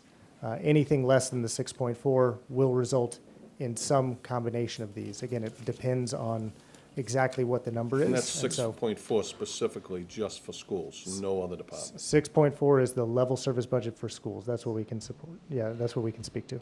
Mr. Zoll. Thanks, Mr. Wells. So I think this is maybe another bullet that was on the previous slide that should be on this slide as well. I'm guessing that if we do something that is not level, so imagine that we have an override campaign to increase everyone's taxes, and then the schools get worse, and then next year we're going to be in the same boat again because we are still underfunded. Would that be the case? We would still expect that in SY, going into SY 27, the increase of the school budget would be greater than 2.5% in any of these scenarios. We would expect that. And so we think the responsible thing for the town is to make sure that we are creating buffer within whatever the override number is to make it sustainable over the period of time. So we're not needing to come back for an override in 2 years, 3 years, that we can push that out for the residents. You good? I'm good, thank you. Go ahead. Sorry, Mr. Warren. Go ahead. Sure. Appreciate all the questions. What are the impacts of a less than level service budget?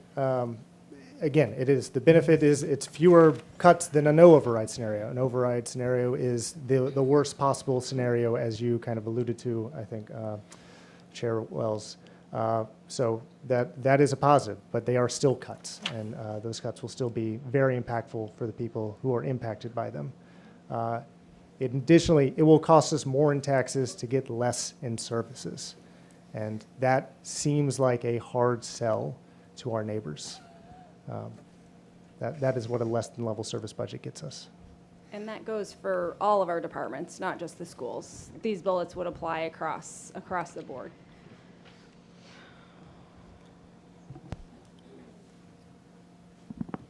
So we wanted to share a little bit about. So before you go, I don't think, I'm just gonna survey quickly, maybe save you some time.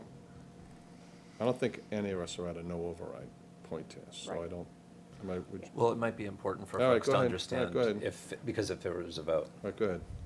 Yeah, so I wanted to share the no override picture and then share kind of what the impact would be at a less than level service override. So a no override budget would be 82.8 FTE loss, which totals $5.4 million. Just to share with you the impact and the kind of the devastation of what that would mean for us. As we looked as a leadership team, as we've been doing this work to determine where would we cut,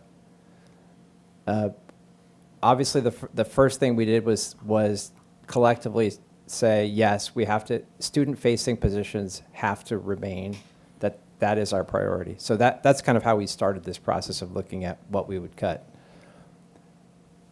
When you take away this many positions from a school district, you're pretty much taking away all of the supports and leadership that are around the classroom.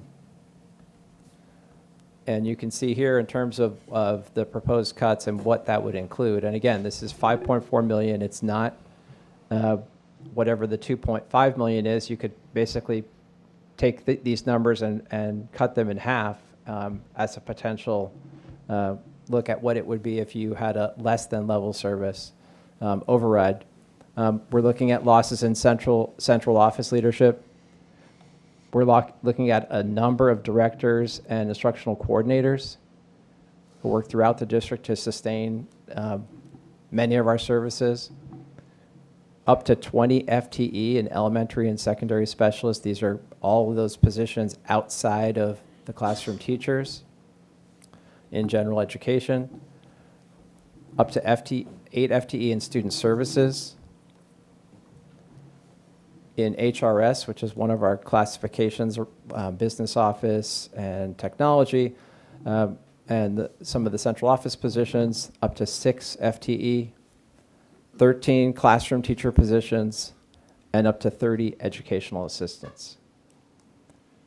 And I think one of the reasons so many people are in the audience today is because we all feel and know that this is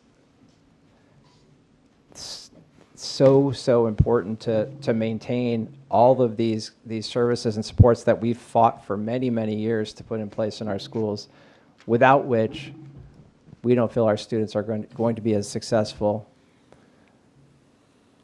Our staff who work so incredibly hard every day are going to be strained even further without all of the positions that. And again, this has happened year over year that we've put these positions in place. This wasn't developed at one time. And I know in conversations with our leadership team, a lot of people have talked about the history of adding these positions and what they've meant. Some of these positions have been there in the district for many years, so they're not all newly added positions.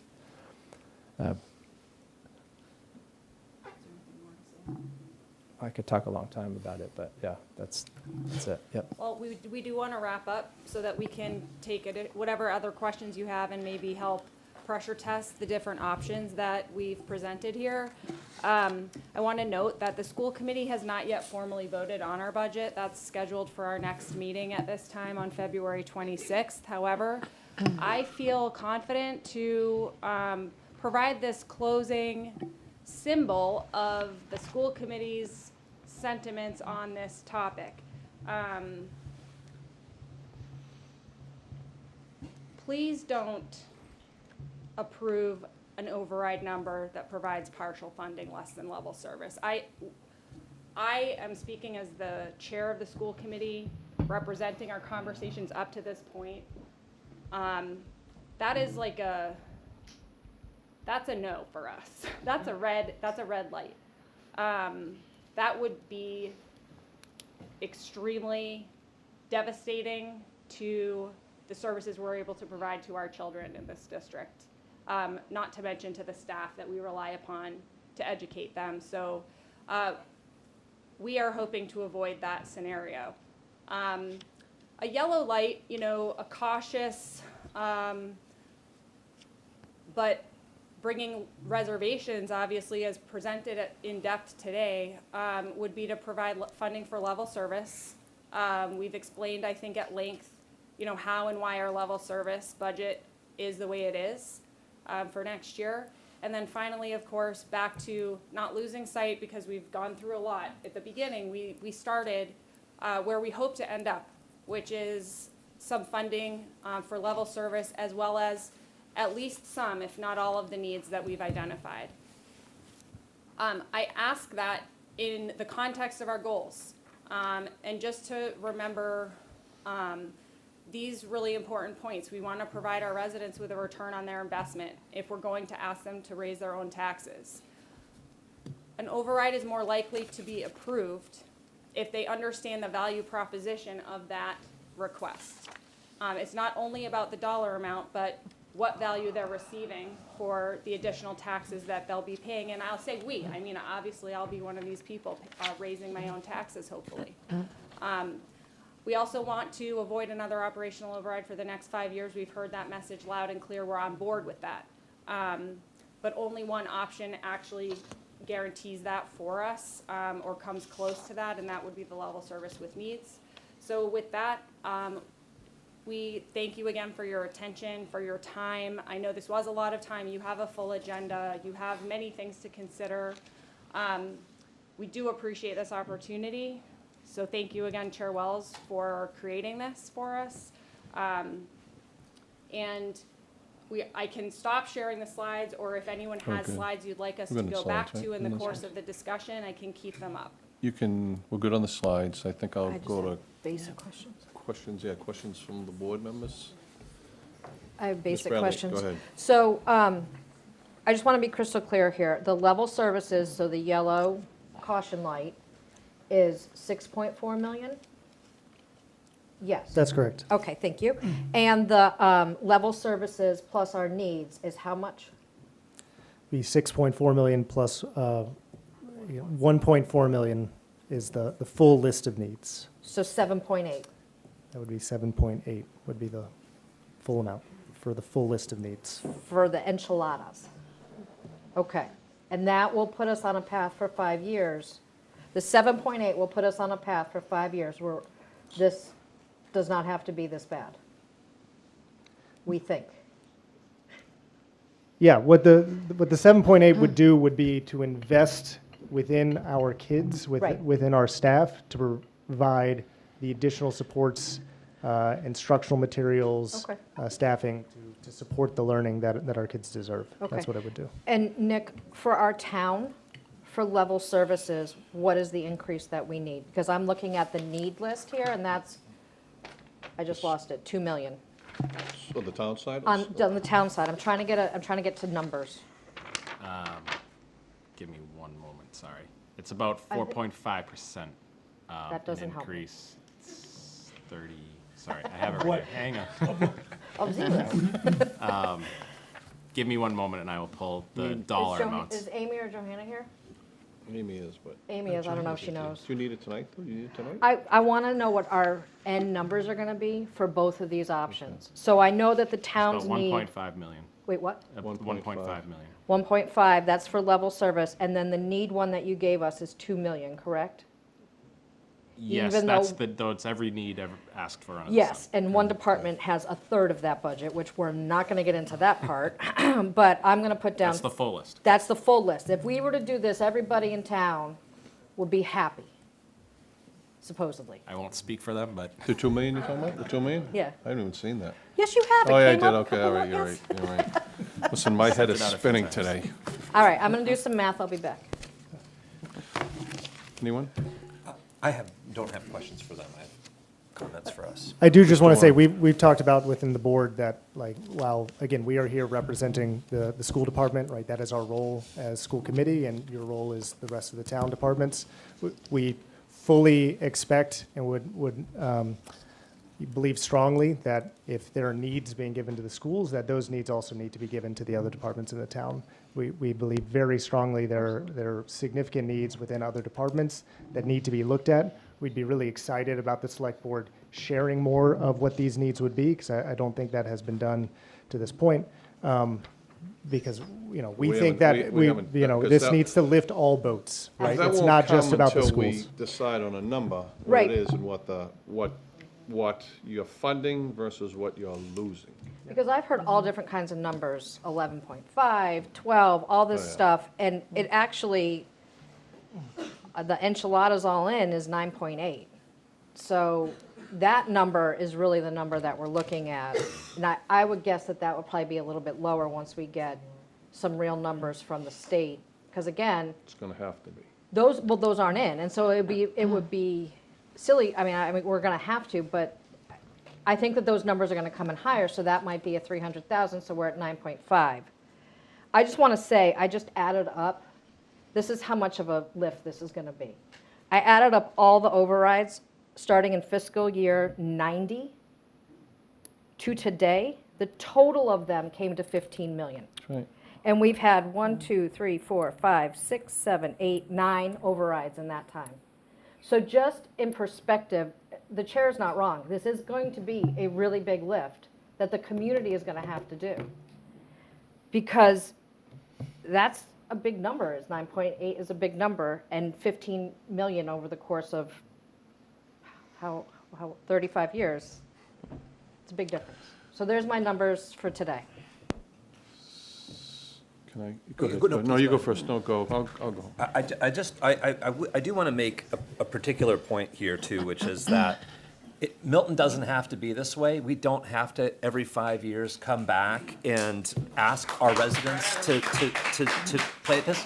We need more commercial tax revenue. We need to stop fighting the state. We need to find other ways to fund our town because the tax burden that our residents bear is unconscionable. It's unconscionable as a percentage. 94% of our tax income. We absolutely must develop more commercial, and we must look at federal grants, we must look at state grants. We have to find other sources of revenue because this pattern will repeat itself until we say no to an override. And the moment that we say no to an override, you can replace the American flag in front of Town Hall with a surrender flag, because that's what we're going to be doing. We're going to be giving up on our community. We're going to be giving up on our schools, on our police, on our fires. So please ask your representative officials, including us, to think about not just putting a Band-Aid or a $11 million Band-Aid, whatever you want to call that, on right now, but planning for our future. We have to have a plan for our future because this is not sustainable. Overall, it's just not sustainable. And unless we change the structure of this town so that we can stop burdening our taxpayers with every dollar that we need to raise, this is not going to change.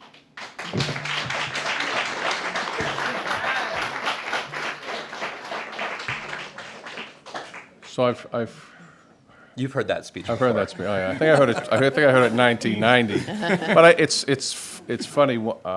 Someone, a veteran of this community who's been deeply involved in these for many years, said to me today, and I've heard it a few times now in the past few weeks, is that as much as we want to change, and we've changed, like you and I talk about just the restaurants in Milton. Like we didn't even have such a thing 10 years ago. It didn't even exist, and it brings in a significant amount of money every year that we never had before. But Milton is a community that is, for 300 some odd years, the bulk of everything is on the residents. It's just how it's been.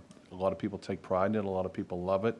People use terms of quality. I don't really think about it that much until I hear you said it tonight, and I heard it the other day, someone say it. Look, none of us here, this isn't easy for any of us. It's not. To think that we don't care, every day here we try to manage within the budgets that we have. I mean, I have the benefit, at least for me, that I've been both a department head and an operational side and now here for 8 years.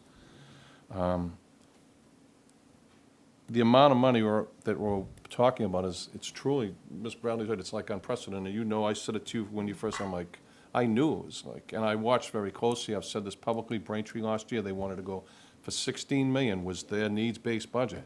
And they agreed to only pursue 8 because they were too fearful about losing. Because the greatest risk of any override is to fail.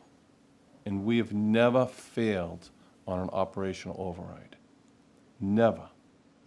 And that's why it has to be, as much as this room is filled with people tonight who support the schools, who support this, there are people in homes here tonight who cannot afford it.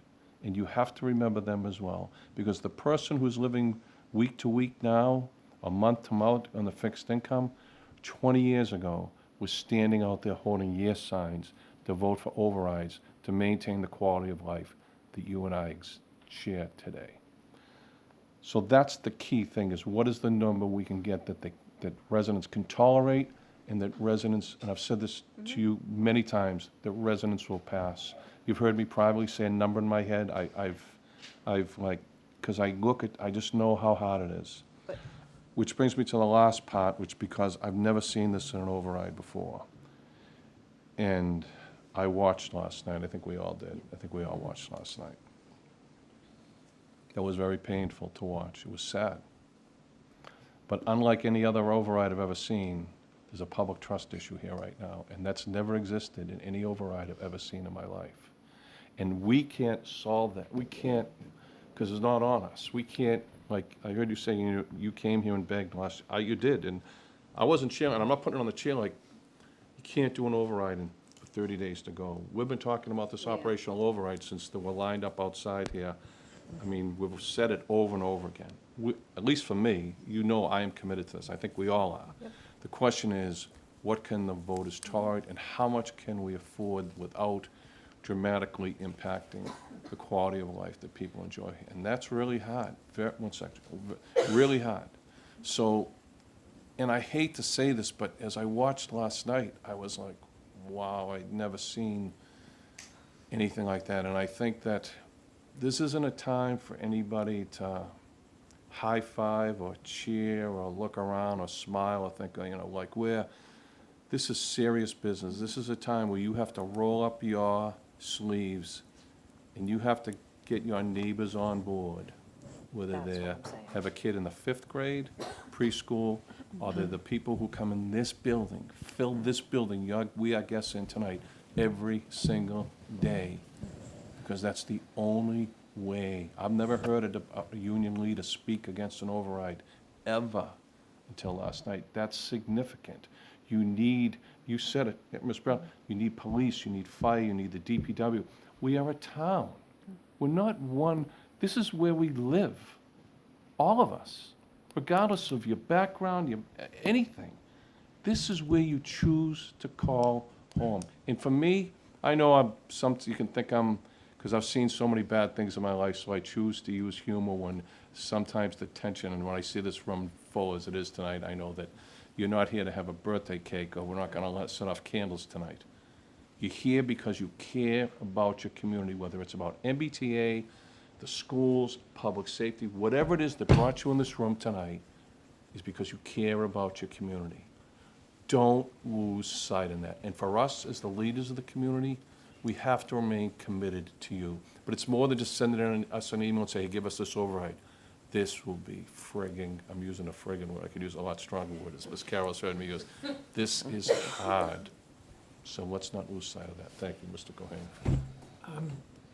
You said exactly what I want to say.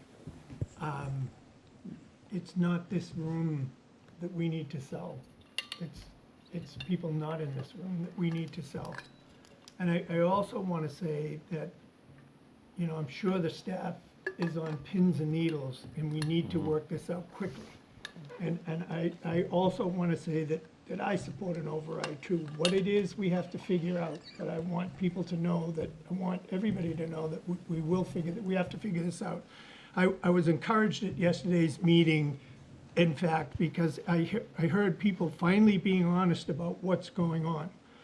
And I think we should use this as an opportunity to move together on this issue, move forward. This is a perfect opportunity for us to do that. And we got to restore confidence. We got to restore confidence. Thank you. Go ahead, Ms. Musso. Thank you. I had tuned into the meeting yesterday. I didn't know about it ahead of time. I did have a few people reach out afterwards and wondered why it was at 5, and could it have been a little bit later, because a lot of people work till 5. So that was, some comment about that. The theme that came through, I think, that is people do care about the schools, as I do. My kids both went to the schools, and I love the woman who came up here with their kids from Tucker. That's where my kids went to school. So I have a special affinity for Tucker. I did a lot over there when my kids were there. So I think that we all care about the schools. We all understand that an override is needed. I think there's also accountability that needs to happen. Clearly, you heard it from people that were there about trust. Trust, you have to build trust. And when trust has been broken, it takes time to rebuild trust and confidence. And, people want to support something, and they want to support the school, but they want transparency as well. And that came through very clearly in terms of budgets and things like that. People want to see what's in the budgets, what's on each line, what was added, when it was added. And I wanted to ask in terms of when you came in, I think it was June or July, when there was a deficit. From that time forward, what were some of I know that Katie had talked about some of the things now that were being done for the shortfall, but I'm just wondering at that point in time, what things were implemented from then, going forward when you knew there was an issue then, so that we hopefully wouldn't be in these situations? What policies and procedures? Were there things done at that point? I know there are things being done now, and I appreciate that. So I'm just trying to get a sense. I don't know if you can answer that. Sure, yeah.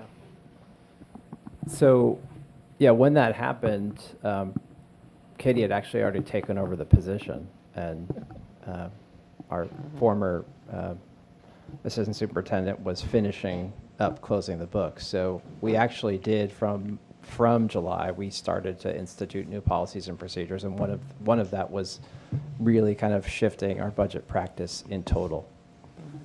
We knew after wiping out our reserves that this year was going to be challenging, and we had some structural deficits. So we, kind of began by reining in kind of process and procedure, talking about protocols, being sure that we weren't spending money we didn't have, making sure that we were, as POs came in, as new positions were needed, a special ed aide is needed here or there, that we were creating kind of chains of approval so that we weren't adding onto the budget and then finding out later, which is what had happened previously.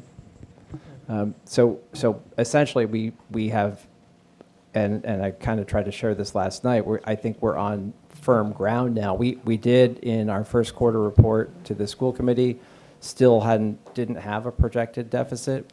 As I said, we were concerned about it, so we were kind of watching and talking a lot about it and predicted that we may have one. When we got to second quarter, as Katie mentioned, we did share that we were looking at a projected deficit, and we've been working on that as we go through the year to close out the year and shrink that as we shared tonight. Mr. Chair, I just wanted to follow up on that. Ms. Bradley and then Mr. Zoll. They came, I do remember, because at that time I was the chair of the Finance Committee. They came, and at that point, I think you guys thought it was a $4.5 million deficit. So I'm happy to see that we're down to $650. Way to go. That's a feat that you should take a little bit of pride in. But I do know that you guys had come to us back in, I think it was August, I want to say, and actually, it was the former assistant superintendent, and actually said to us that you were looking at that deficit. So that is something that had been brought to the select board, and I just didn't want to lose that thread, because it has been talked about publicly. So, thank you. Mr. Zoll. This is just a quick comment, or I guess it's a question, and I don't expect you to have the answer. If you do, I'd be pleased.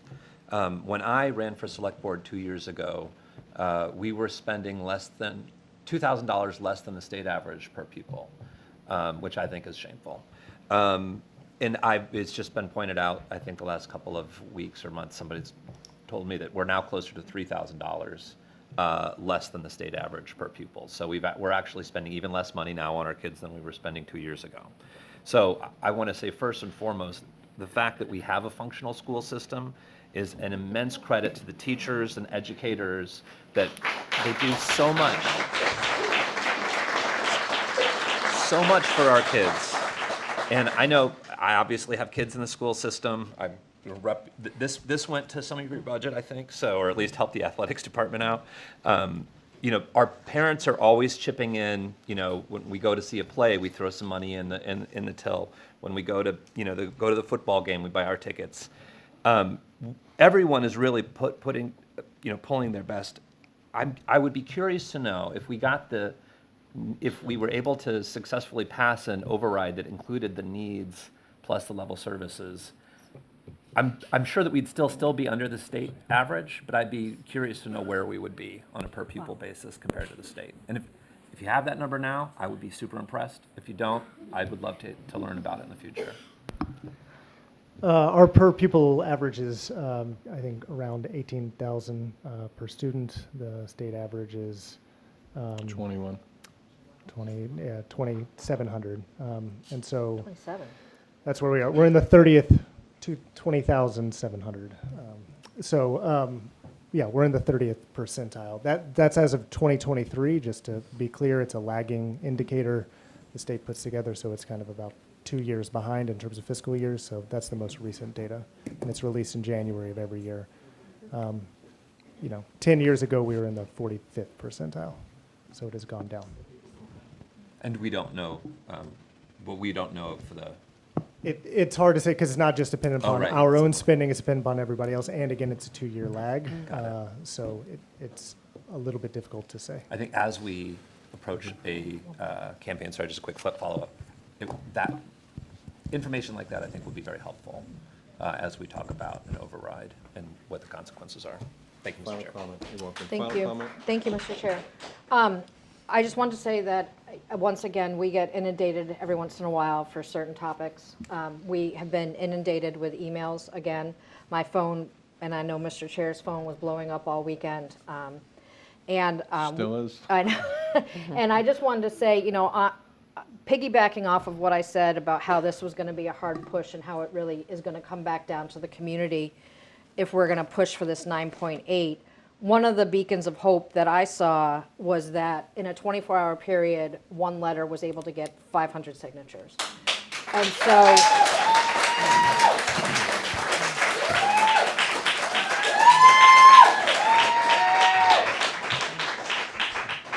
I think that is something that I'm going to rely on when I go to make my final vote and my decisions, because we can't do it alone. They can't do it alone. It's going to take all of us in this boat together, and that was really something that helped lift me up this weekend. So I just want to thank whoever was organizing that. It did make a difference, and I did read every name. So thank you.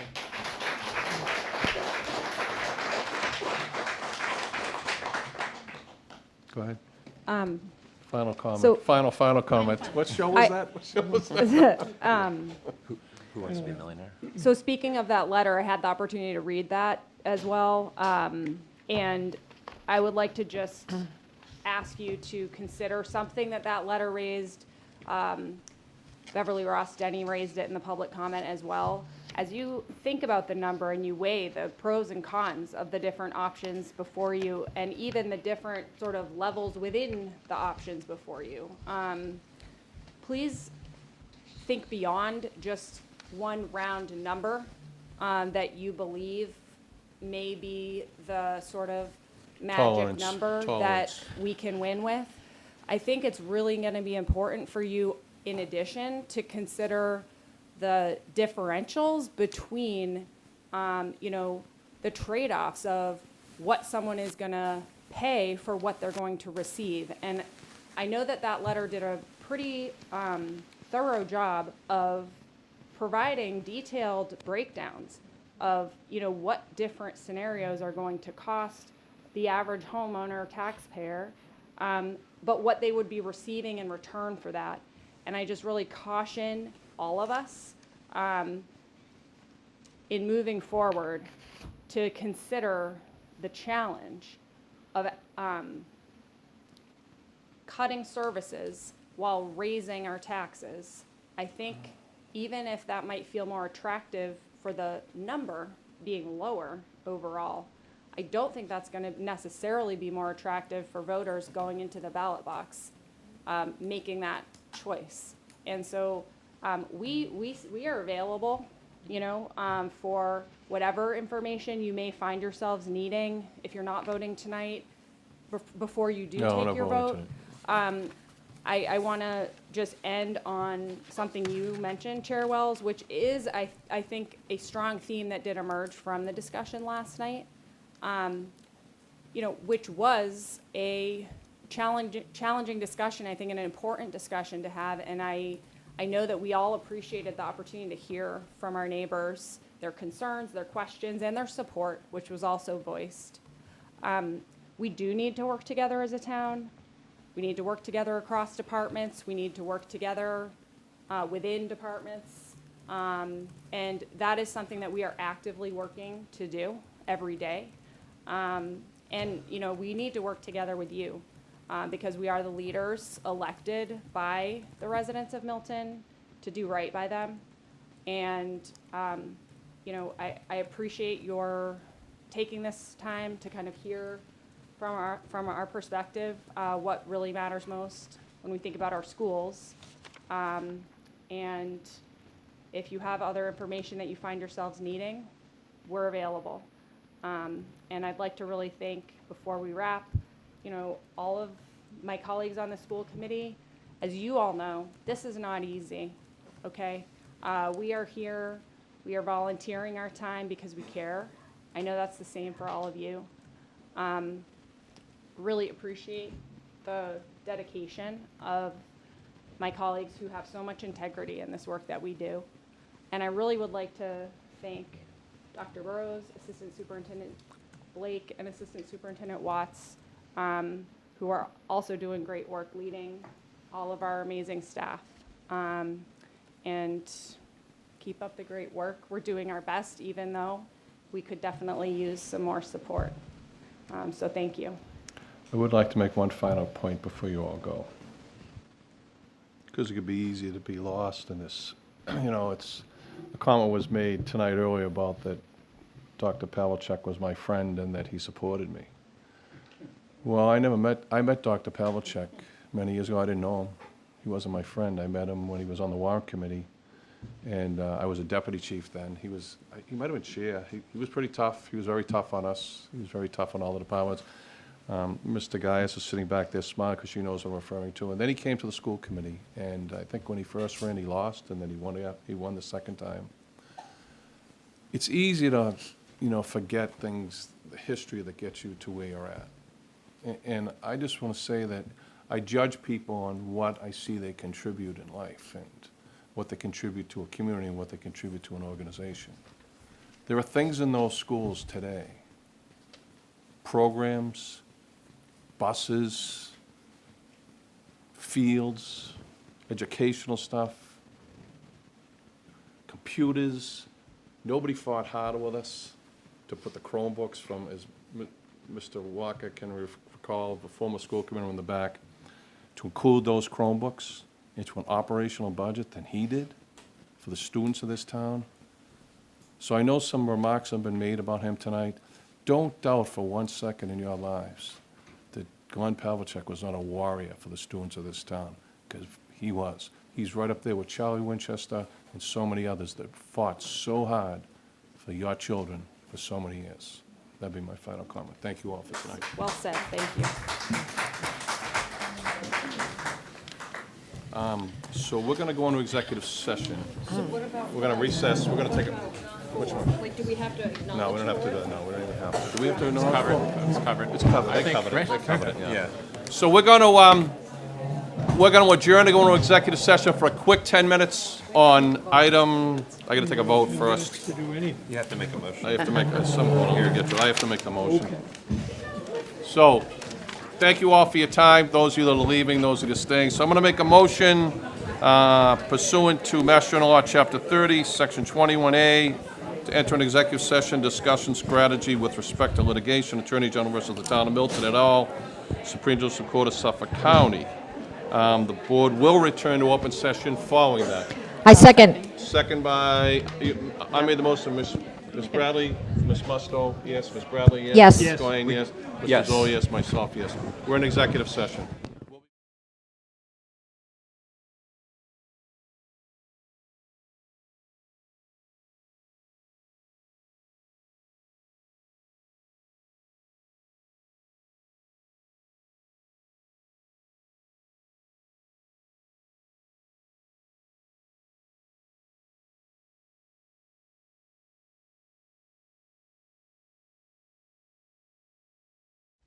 Thanks.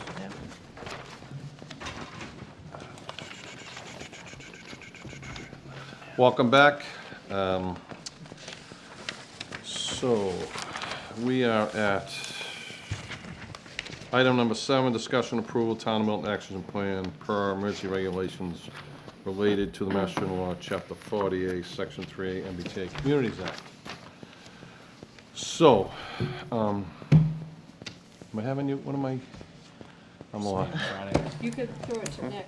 Yeah, so I'm gonna do that right now. So, do you want me to just, do you want? I'm not sure what we, I think All we're right. just going to meet on Friday. All right, so, We're not having any discussion. we will not be taking a vote tonight. And we will meet on Friday morning to finalize what we're going to do. I will give you one update. First off, I want to thank the members because, and I want to thank all of you because this has been, and town council and Mr. Monaco, because this has been a very tough thing. And I also want to thank Senator Driscoll, who today arranged with me a personal meeting with Housing Secretary Augustus, and we spent an hour together, and it was, I'd say productive, but it had some light to it, and I'm appreciative to him for what the time he spent with us to hear us today on this. This is clearly a tough issue. It's probably the toughest issue this town's ever faced. I don't know if are we going to vote. It's just my head's spinning right now. So can you just update me what we're doing here? I understood no action this So evening, we're- and we yeah. would reconvene on Friday morning. We're not going to take any action tonight. We're going to reconvene on Friday morning, where we will then take a decision and we will take an action. It'll be on Zoom, so there won't be any public comment. We know where you're all at on this. I will say that, just briefly, with Secretary Augustus today, and I know I'm in a unique role, and he was aware of that I sit in 2 roles now, here and as well as in the legislature, and I know I'm brand new there. But Senator Driscoll, really, he's worked on this for a long time. There is, there are a lot of complex issues. Earlier today, I had thought of going one way, but personally, I'm thinking another way now. And I will say this, and I said this to him today, to the Secretary, this is not an anti-housing thing. I'm not, anyone who knows me and people who know the role I play, particularly at the Keeper, this is important to all of us, but it's a fairness thing. And one of the things that Senator Driscoll and I did talk today about with him at length is, I kind of said it this way, I think in 15 years that trolley won't even be there. And so if that's the case, then why are we not focusing on commuter rail? So to the members of the planning board that are here, the one thing I would ask you to focus on is to begin work to focus on looking at this community as a adjacent commuter, am I right, Nick? Am I using the term right? I've had so many terms in my head today, I don't want to misspeak. And I said this to Chair Hall earlier today when I called her, is to begin to look at our community as a adjacent community to the 3 commuter, I know of at least 2. I heard today in meetings there were 3. I don't know where the 3rd one is, but I know what 2 of them are. And while there's nothing official, that was a discussion that we started to have today, and I hope, and they offered today, that perhaps to have the planning staff, some of the planning personnel, Mr. Milano, come in to HLC and meet with their staff, the staff that handles zoning, the things like that. I do think that he was really unaware of what a commuter, I think they've been focusing on what was our rapid, and was still considered a rapid, that didn't go away, although we did talk at length to them today about this. So it's not my expertise, and as those of you who know, I don't like being ahead of my skis. I don't like that. This is more your thing and their thing, and I know we don't have a town planner right now, but I would like to see us get to the point where we have before town meeting is it 960, and what is it, Chair? Is it whatever the 10% is in past, because I do believe for all of us, including all of you on both sides of this issue who worked so hard either ways, that had that been the case in the beginning, none of you would be sitting here. We wouldn't be having this discussion today. So I know I'm only one person, and I really, again, I thank my colleagues, because we just had a pretty everyone cares about this. And again, I thank Senator Driscoll. So we won't be voting tonight, but we will be taking a position on this Friday morning. Mr. Chair. Yes, ma'am. The meeting that you mentioned with HLC, I would like to just say for the record that that should only be town staff or elected officials that attend that, okay? Oh, yeah, and that's all he invited. Thank So you. I'm like, and I don't even need to be there. I don't need to be there. I got, like, I went today. That was good. So I'm fine, yeah. And that's what they want to see, the planning staff is, he mentioned Mr. Milano. I think that's because you and he have already met on this. I don't think any of us would have any intention to be there. This is really for you guys, the case that you would make, and I'd be remiss to not recognize Attorney Doherty, who's here tonight, who's put in yeoman's hours on this of his own time, very well true. So that's it. That's it for tonight. We still have a couple things. Well, we Oh, yeah, no, not for us, for them, for them. They can go home. So, all right. They had to watch the whole thing. All right, so, so item number 9, discussion approval, board committee appointments. Mr. Chair, if I could, sorry. Oh, just, go ahead, if go you ahead. don't go mind. ahead. On Thank item- you all. On item 8, the public comment letter. So this comment letter is due the 21st. The select board, we now have a meeting between now and the 21st, but I don't know if we want to talk about that Friday. I've drafted a lengthy comment. Some edits were suggested, those were circulated. So if you have any other comments, questions, concerns about that comment letter, we can incorporate some changes and feedback over the next couple days as we try to get a new version out to members from there.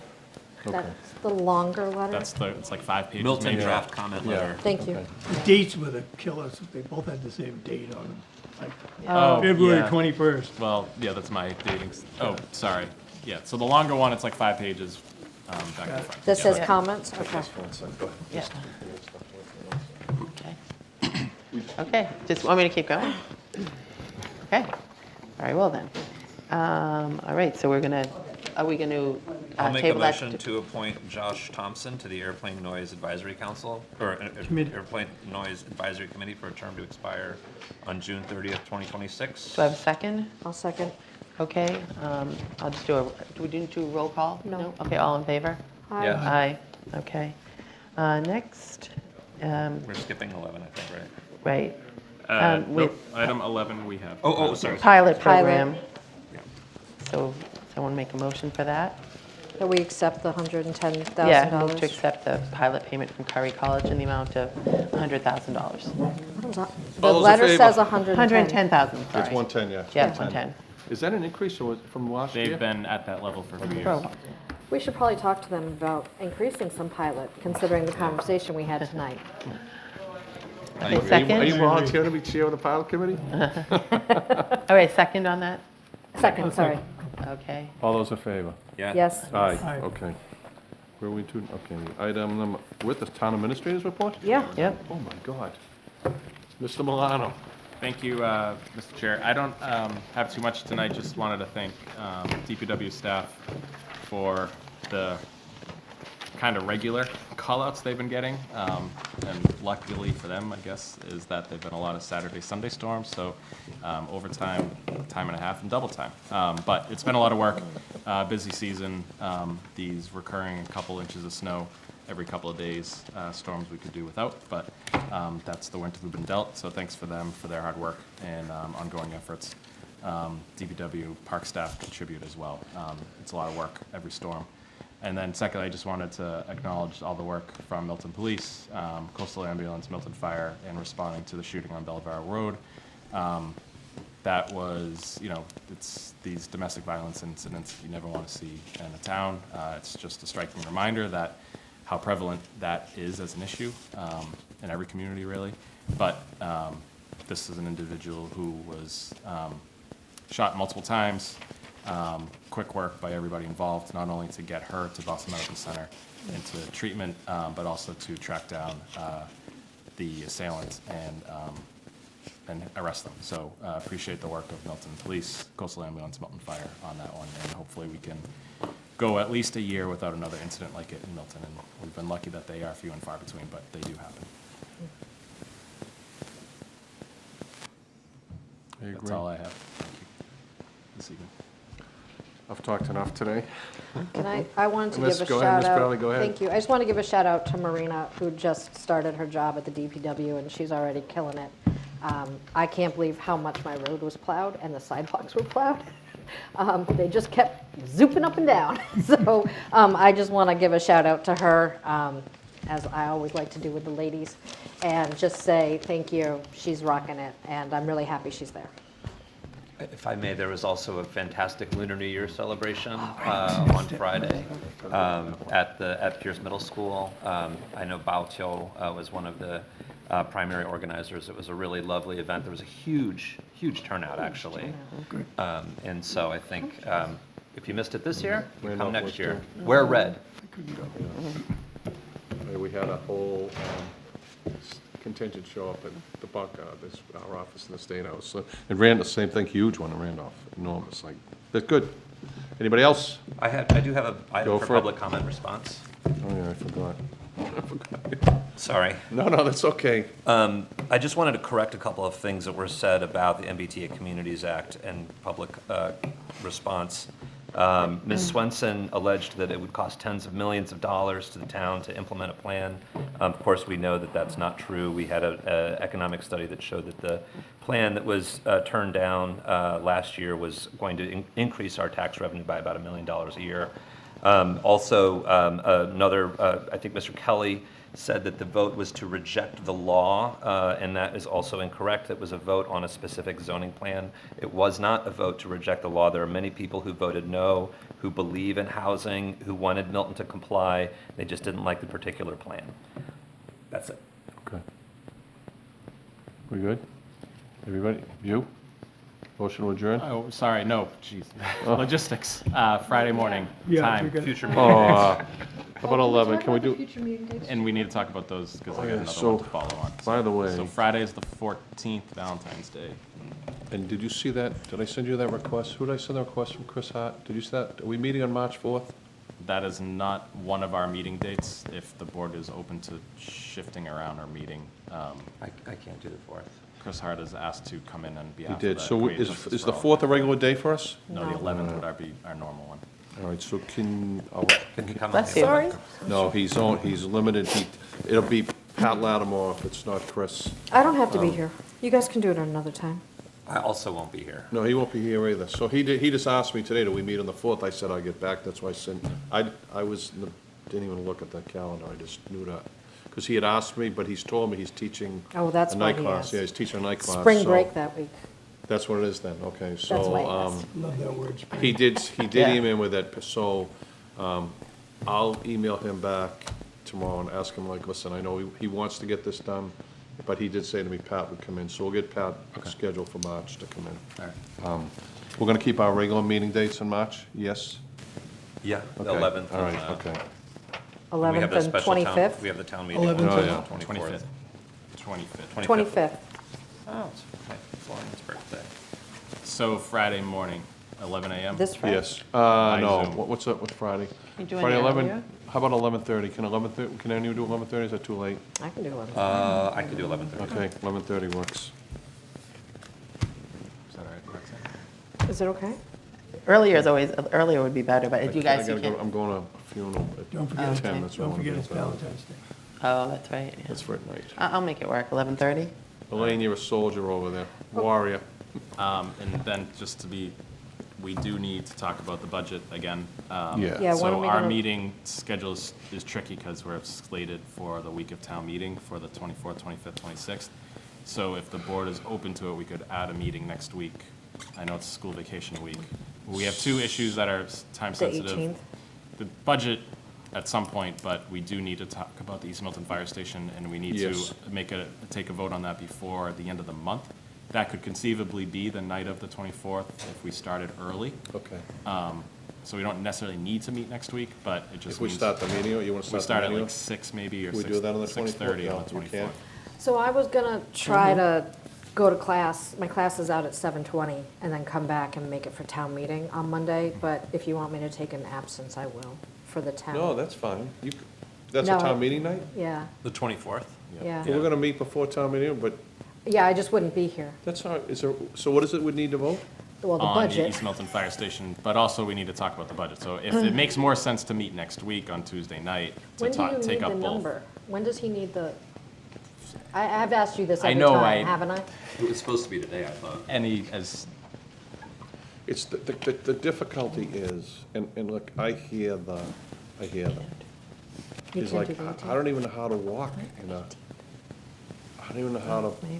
I could do the 18th. The other thing too is, I'm worried, and you've heard me say this to We're Chair not Carroll, talking like, about that. they don't have a committee yet. They need a, I We know, can't- but we're we not can't talk talking about about, we're it. talking about scheduling. I thought you were just talking about wanted the number. You will get into the, no, that's To like, the oh, number no, so that he Timeline, could. yeah, schedule. It's a timeline question. So on the 18th, if the board wanted to meet, we Sorry. could talk It's about okay. the budget, not That's how much necessarily it's weighing on me tonight. It's weighing on me, huh? Select board doesn't necessarily need to make a decision again, but at least if there's, more dialogue that needs to happen, that could happen on the 18th, and we could take up East Milton Fire Station and not have too much on the plate the week of town meetings, since those will be long nights anyway. I'm fine with that. I could do the 18th. Okay, Yeah, I could do the Does that 18th. work? Is that okay with you? Yeah, I can do that. okay. Make it work. So Instead then- of the 24th? We Well, we be can town have a meeting. shorter Oh, meeting. it'll be than time, that, oh, yeah, okay. I'm okay And with that. I'm just gonna come at 7:45. Okay. That's fine. That's, like, look, it just, It's a boring class, I wish I could miss it, but no, don't worry about that. Might be Usual watching. time, 7 PM? it's actually about the APA. Your professor could be watching He right could be now. watching. Okay. All right? So plan on the 18th. That agenda will need to be posted on Thursday because of the holiday, so we'll get that out. It'll be, I think, pretty limited, maybe the town meeting articles, budget, and East Milton Fire Station. Okay. Okay. Motion. We can- And MBTA Community's public comment, actually, so that works. Motion adjourned? Motion to adjourn. Second. All those in favor? Aye. Thank you all so much. Thank you everyone at home too for your patience and time tonight.